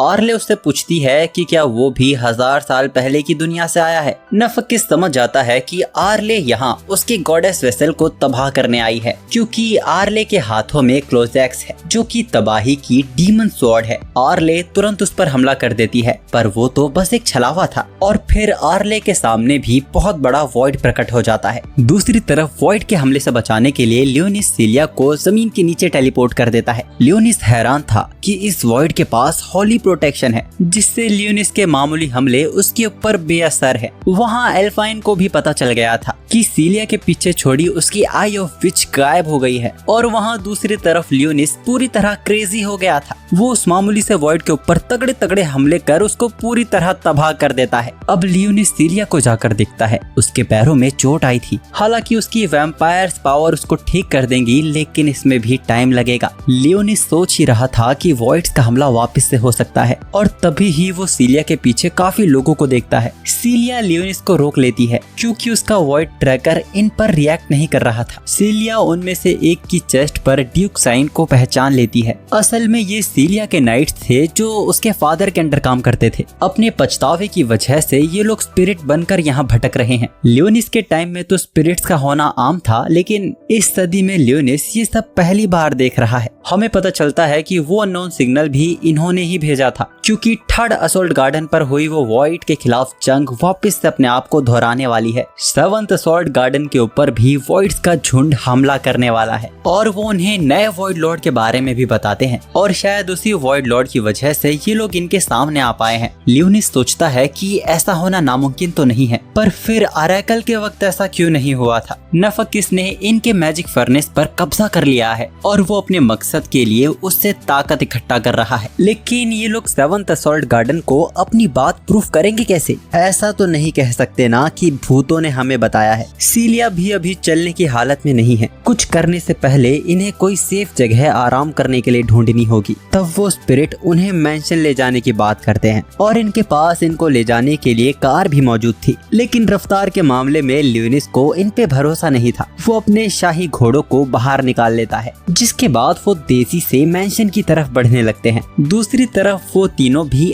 आर्ले से टकरा जाते हैं। वो आर्ले को सर्वाइवर समझ रहे थे, लेकिन साकुया रेगिना को आर्ले के अचानक हमले से बचा लेती है। आर्ले उन्हें अपना दुश्मन समझ रही थी, लेकिन तलवार की इस लड़ाई में साकुया आर्ले की गर्दन पर तलवार रख उसे हरा देती है। लेकिन साकुया आर्ले से जीत नहीं पाती अगर वॉइड के खिलाफ उस लड़ाई में आर्ले घायल नहीं होती। दूसरी तरफ नेफेकिस भी अपने मकसद में कामयाब होता दिख रहा था। अब हम वापस से लियोनिस और सीलिया के ऊपर आते हैं। सीलिया को वापस से खून पीने की तलब उठने लगी थी, लेकिन इस बार सीलिया अपने आप पे कंट्रोल नहीं कर पाती और चीजें वहाँ काफी एक्सट्रीम होने लगती हैं। और उसी वक्त एल्फाइन उनसे कांटेक्ट करने की कोशिश करती है। सीलिया होश में आती है। एल्फाइन भी पूछती है कि ये कैसी आवाजें थी। सीलिया बात को घुमाकर एल्फाइन को वॉइड लॉर्ड के बारे में बताती है और शायद वॉइड लॉर्ड की वजह से ही 3rd असॉल्ट गार्डन का मैजिकल फर्नेस वापस से शुरू हुआ है। एल्फाइन भी उन्हें एक सर्वाइवर के बारे में बताती है, लेकिन वो पूरी डिटेल उन्हें वापस मिलकर बताएगी और वो लोग सीलिया के पुराने घर पर मिलने का प्लान बनाते हैं। अब कॉल कटने के बाद सीलिया उनके छोड़े काम को वापस से शुरू करने की बात करने लगती है, लेकिन इस बार लियोनिस उसे रोक देता है और उसे एक हाईएस्ट क्वालिटी इक्विपमेंट देता है, जो कि एक वैम्पायर ड्रेस थी, जो कि सीलिया की फिजिकल स्ट्रेंथ को काफी हद तक बढ़ा देगी। लेकिन इसी के साथ ये मैजिकल पावर को काफी तेजी से कंज्यूम करेगा। मतलब कि सीलिया को इसे सोच समझकर इस्तेमाल करना होगा। वो ड्रेस सीलिया के अंदर एब्जॉर्ब हो जाती है और इसको इस्तेमाल करने के लिए बस सीलिया को इसके बारे में सोचना होगा। इसी के साथ वो सीलिया को 3 स्केलेटन की चैन भी देता है। सीलिया काफी खुश होती है और बोलती है कि तुम मेरी कितनी चिंता करते हो। लियोनिस ये सुन शर्मा जाता है। दूसरी तरफ हम देखते हैं कि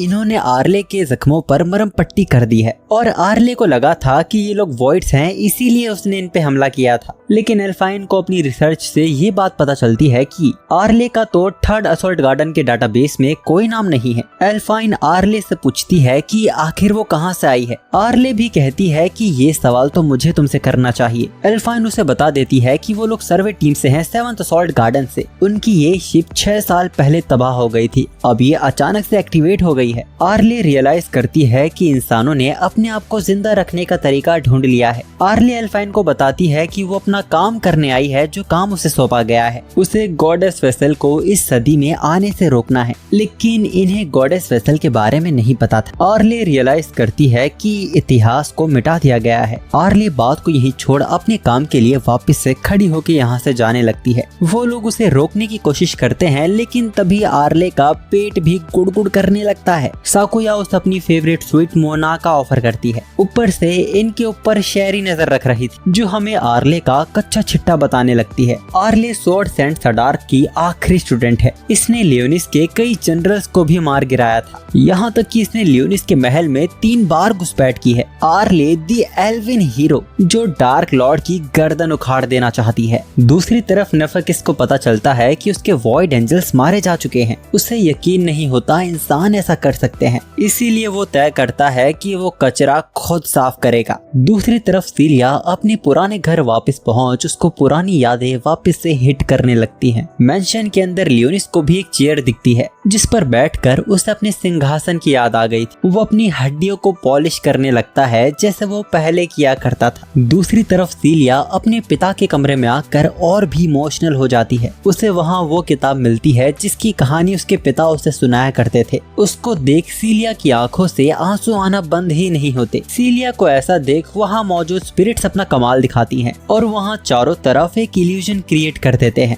जहाँ सीलिया के पिता उसको पहले की तरह कहानी सुना रहे थे। वो उसे बदमाश डीमन लॉर्ड की कहानी सुनाते थे जिसको हीरोज ने हरा दिया था। छोटी सीलिया पूछती है कि क्या कहानी खत्म हो गई, क्या आगे भी कुछ है। अब तभी इस इल्यूजन के बीच नेफेकिस वहाँ आ जाता है और वो इल्यूजन टूट जाता है। सीलिया नेफेकिस को एक सर्वाइवर समझती है जो जिंदा बच गया है। नेफेकिस इसे अपना अपमान मान लेता है कि सीलिया ने उसे इंसान समझा और वो उस पे जानलेवा हमला कर देता है। नीचे बैठा लियोनिस, उसे भी धमाके की आवाज आती है। हम सीलिया को देखते हैं जो जमीन पर घायल पड़ी थी। उसे वो दिन याद आने लगता है जब उसके पिता वॉइड्स के खिलाफ युद्ध में जा रहे थे। सीलिया उन्हें रोकने की बहुत कोशिश करती है, बल्कि वो उनके साथ युद्ध में चलने की बात करने लगती है। उसके पिता उसे समझाते हैं कि जब वो अपनी होली तलवार को अवेकन कर लेगी तब वो उसे जरूर लेकर जाएंगे। सीलिया उदास हो जाती है। तब उसके पिता उससे पूछते हैं कि क्या उसे डार्क लॉर्ड की कहानी याद है। उनको लगता है कि डार्क लॉर्ड की वो कहानी सच्ची है। डार्क लॉर्ड सच में बहुत बुरा था, लेकिन जब उन्हें उसकी जरूरत पड़ेगी डार्क लॉर्ड आएगा और उनके लिए वॉइड्स को हराएगा। अब कहानी वापस से प्रेजेंट में आती है। सीलिया को होश आ गया था। उसे कुछ भी नहीं हुआ था क्योंकि स्केलेटन की चेंस ने उसे बचा लिया था। नेफेकिस भी अनडेड को यहाँ देख हैरान हो जाता है। नेफेकिस इम्प्रेस हो जाता है। उसने तो सीलिया को एक मामूली इंसान समझा था। अब नेफेकिस और भी एक्साइटेड होकर सीलिया पर और भी ताकतवर स्पेल का यूज कर देता है और तभी लियोनिस वहाँ आ जाता है और उसी के हमले को उसी के ऊपर डिफ्लेक्ट कर देता है। नेफेकिस का शरीर मानो आग में झुलस रहा था। सीलिया लियोनिस से इन तीनों के बारे में पूछती है। लियोनिस उसे बताता है कि ये उसी के दिए चाम है। जिसके बाद वो तीनों सीलिया को अपने आप को इंट्रोड्यूस करवाते हैं और फिर इन तीनों में आपस में ही लड़ाई होने लगती है कि किसने सीलिया को बचाया है। और तभी नेफेकिस वापस से उठ जाता है। उसको इस हमले से कुछ भी नहीं हुआ। लियोनिस हैरान हो जाता है। उसने नेफेकिस को पहचान लिया था, लेकिन आखिर नेफेकिस इस एरा में क्या कर रहा है। नेफेकिस वापस से उन्हें आम समझ फिर से हमला करता है और लियोनिस वापस से उसके हमले को बेकार कर उसे हैरान कर देता है। लियोनिस डार्क लॉर्ड की ही तरह नेफेकिस से पूछता है कि वो यहाँ क्या कर रहा है, लेकिन फिर अचानक वहाँ पूरी जमीन हिलना शुरू कर देती है।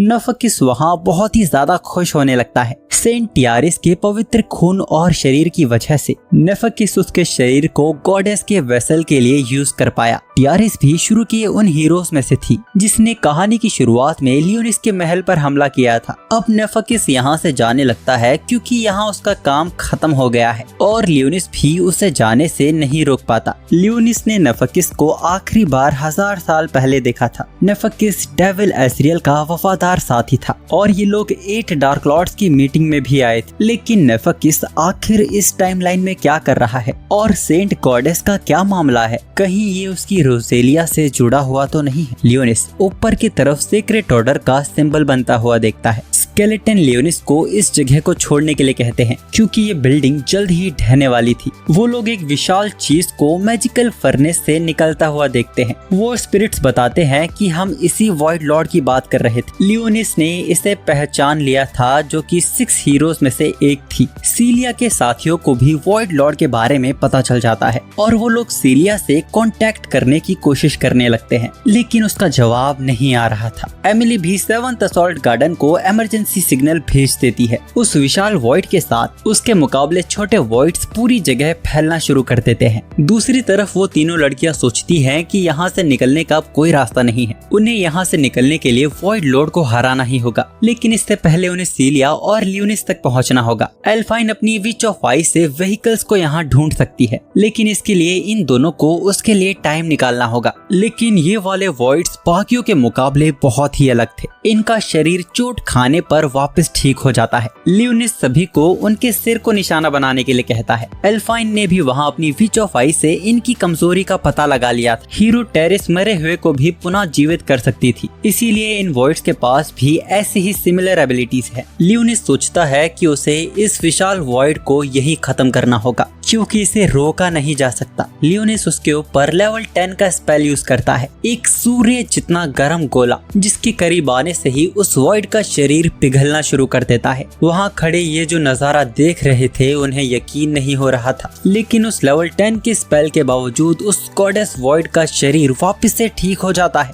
यहाँ तक कि वो लियोनिस पर हंसते हुए भी दिखाई देती है। अब अचानक उस गॉडेस वॉइड के ऊपर कई सारे स्पेल बनना शुरू हो जाते हैं। स्केलेटन और लियोनिस तुरंत एक सुरक्षा कवच बना लेते हैं। गॉडेस वॉइड ने वहाँ आग की बारिश कर दी थी। आसपास की सारी जगह आग से झुलस रही थी। ये मंजर दूर से आर्ले को भी दिख रहा था। वो पहचान लेती है कि ये तो लेवल 11 का स्पेल है। वो तीनों लड़कियां अंदाजा भी नहीं लगा पा रही थी कि आखिर बाहर क्या हो रहा है। एल्फाइन किसी तरह व्हीकल्स को हैक करने की कोशिश कर रही थी। दूसरी तरफ लियोनिस सीलिया को उसे कुछ देर के लिए प्रोटेक्ट करने के लिए कहता है, तो सीलिया भी अपने वैम्पायर पावर्स का यूज करने लगती है और वो चारों मिलकर लियोनिस के सामने आने वाले वॉइड्स को खत्म करने लगते हैं। लियोनिस भी एक लंबी छलांग लगाता है और गॉडेस वॉइड के खिलाफ अपनी डीमन स्वॉर्ड बाहर निकाल लेता है। और जैसे ही लियोनिस वॉइड लॉर्ड का नाश करने के लिए अपनी तलवार चलाता है, उसकी तलवार उसी का ही विरोध करने लगती है। अब तब लियोनिस को उस वॉइड लॉर्ड में से रोसेलिया की आवाज सुनाई देती है, क्या तुम मुझे डीमन स्वॉर्ड से मार दोगे? लियोनिस हक्का बक्का रह जाता है। वो इस बात को मान ही नहीं पाता।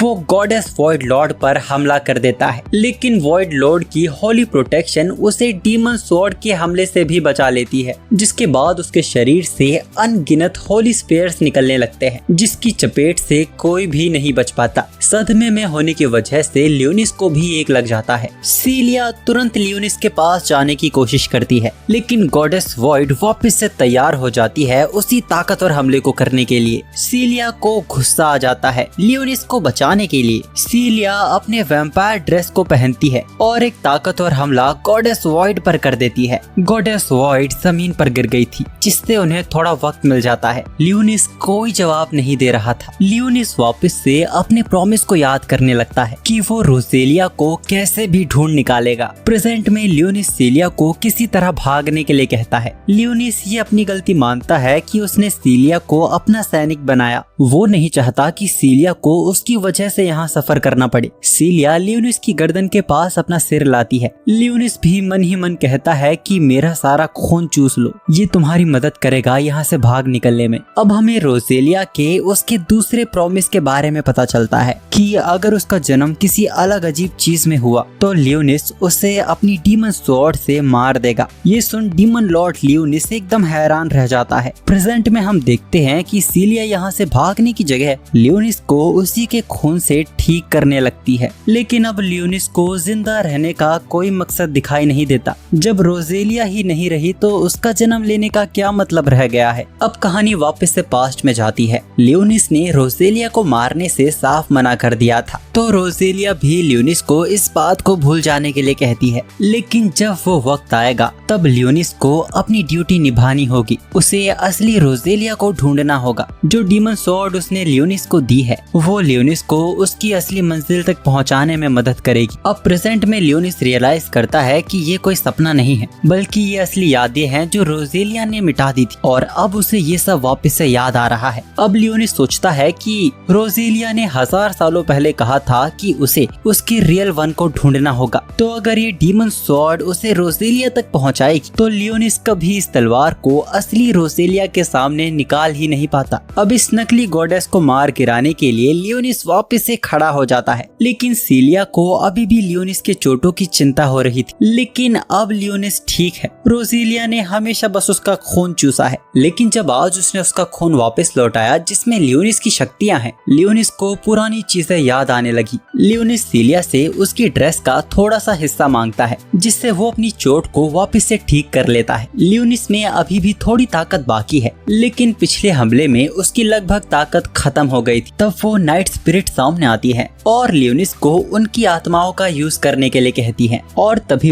यहाँ रहने वाले नागरिकों की भी आत्माएं दिखाई देने लगती हैं जो यहाँ बेरहमी से मारे गए थे। वो पश्चाताप करके अपनी मुक्ति पाना चाहते हैं। इन सभी की आत्मा हीरो टायरिस इसकी शक्तियों की वजह से ही जाग पा रही है। लियोनिस उनकी बात मान लेता है और एक डार्क होल क्रिएट करता है जिसमें सभी लोगों की आत्मा समाने लगती है। लियोनिस नाइट्स को भी एक शरीर देता है और सीलिया अपनी वैम्पायर पावर से उनके लिए वेपन्स बना देती है। दूसरी तरफ फाइनली एल्फाइन ने व्हीकल्स को हैक कर लिया था। तभी घायल आर्ले भी उनके साथ चलने के लिए कहती है, लेकिन उन्हें आर्ले को लेके टेंशन हो रही थी और तभी पीछे से एक एंजल वॉइड हमला कर देती है जिसको आर्ले बिना देखे खत्म कर देती है। आर्ले कहती है कि उसे गॉडेस वेसल को रोकना होगा, उसको रोकने की ताकत उसकी तलवार में है। साकुया आर्ले की जिम्मेदारी लेती है। दूसरी तरफ सीलिया और बाकी सब वॉइड को लियोनिस तक पहुंचने से रोक रहे थे। इस गॉडेस वॉइड लॉर्ड को हराने के लिए लियोनिस को काफी ताकत इकट्ठा करनी होगी। वहाँ वो चारों भी तेजी से वॉइड लॉर्ड तक पहुंचने की कोशिश कर रहे थे। रास्ते में जो वॉइड्स आते हैं वो उन्हें आसानी से खत्म कर देते हैं। दूसरी तरफ सीलिया और बाकी सब देखते हैं कि वो गोला तो बड़ा होता ही जा रहा है और तभी वो गॉडेस वॉइड लॉर्ड वही 11th ग्रेड का स्पेल यूज करने लगती है। सभी लोग लियोनिस के पास भागने लगते हैं। एक बार फिर जमीन आग से झुलस गई थी, लेकिन प्रोटेक्शन बैरियर ने सभी को बचा लिया था। लियोनिस को अभी थोड़ा और टाइम चाहिए था। दूसरी तरफ वो चारों मंजिल से अभी भी बहुत दूर थे। आर्ले तब तक अपनी ताकत बचाने का सोचती है और तभी उनके ऊपर एक विशाल वॉइड एंजल आ जाती है जिसका सर फोड़ने से भी कुछ नहीं हो रहा था। इससे पहले वो कुछ सोच पाते, शेरियस वॉइड को आराम से ठिकाने लगा देती है। वहाँ लियोनिस ये देख हैरान हो जाता है कि ये वॉइड लगातार तीसरी बार 11th ग्रेड का स्पेल यूज करने जा रही है, लेकिन इस बार लियोनिस भी हमला करने के लिए तैयार हो गया था। पर अचानक वो वॉइड लॉर्ड एक बिल्डिंग को उठाकर उनके ऊपर मारने लगती है। ये देख तो लियोनिस भी हैरान हो गया था, लेकिन तभी सीलिया अपनी ताकत का इस्तेमाल कर उस बिल्डिंग को 2 हिस्सों में बीच से काट देती है। लियोनिस अपनी डीमन स्वॉर्ड से हमला करने के लिए तैयार था, लेकिन तभी वो वॉइड अपनी नई चाल चलती है। उसने अपने आप को high grade Holi protection spell से कवर कर लिया था। एक बार के लिए लियोनिस भी डगमगा जाता है, लेकिन अब उसने हमला करने का फैसला कर लिया है। वहाँ अब आर्ले को भी गॉडेस वॉइड लॉर्ड दिखाई देने लगी थी, लेकिन अब बाइक के लिए आगे का रास्ता खत्म हो चुका था। आर्ले उन्हें रास्ते पे बने रहने के लिए कहती है, तो एल्फाइन भी व्हीकल्स की पूरी ताकत को अनलिश कर देती है। रेगिना और साकुया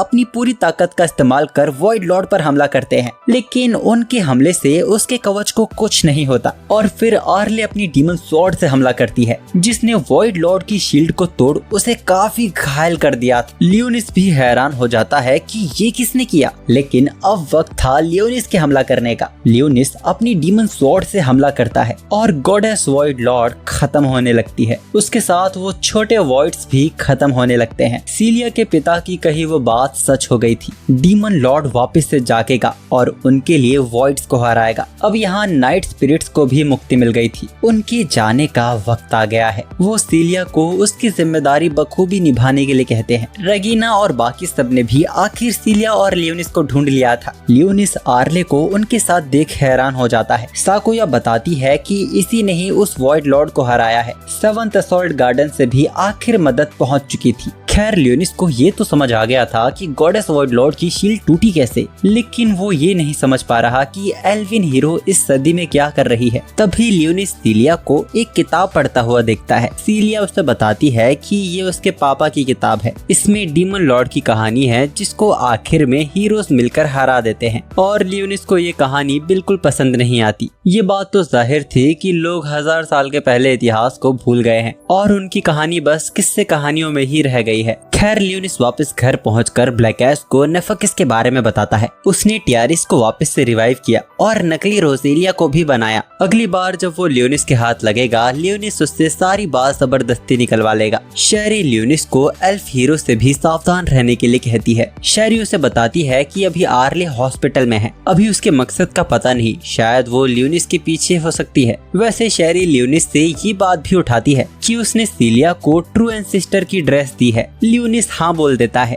और शेरी अपनी ड्रेस को देखकर लियोनिस को बेवकूफ बोल देती है। तो लियोनिस भी भड़कने लगता है कि अपने लॉर्ड से बात करने का क्या तरीका है ये। और उसी वक्त वहाँ सीलिया आ जाती है और बिना कपड़ों के इस बार वो चटक मूड में लग रही थी। ड्रेस का इस्तेमाल करने की वजह से सीलिया काफी कमजोर पड़ गई है। उसे लियोनिस का फिर से खून पीना है। सीलिया अपने आप पे कंट्रोल नहीं कर पाती और लियोनिस के ऊपर कूद जाती है। दूसरी तरफ एल्फाइन को चीजें थोड़ी गड़बड़ लग रही थी। 7th असॉल्ट गार्डन पर खतरा आना और फिर 3rd ब्लड असॉल्ट गार्डन का वापस से 6 साल बाद सामने आना वो चीजों को जोड़ने की कोशिश कर रही थी। साकुया भी आर्ले की स्वॉर्ड स्किल्स को देख हैरान थी। वो अपने आप को बेहतर कर रही है आर्ले के बराबर आने के लिए। दूसरी तरफ आर्ले को होश आता है। हमें पता चलता है कि अभी तक आर्ले का मकसद पूरा नहीं हुआ है। वो अपनी तलवार को लेकर वहाँ से भाग जाती है। उसके किए धमाके की आवाज लियोनिस और बाकी सबको भी सुनाई देती है। लियोनिस सोचता है कि आखिर उसके किंगडम में कौन शोर मचा रहा है। खैर अभी लियोनिस लोगों को वो सब करने देगा जो वो करना चाहते हैं, जब तक उसका इस किंगडम पर पूरी तरह कब्जा नहीं हो जाता। अगले दिन लियोनिस और सीलिया बाहर डोनट खरीदने निकले थे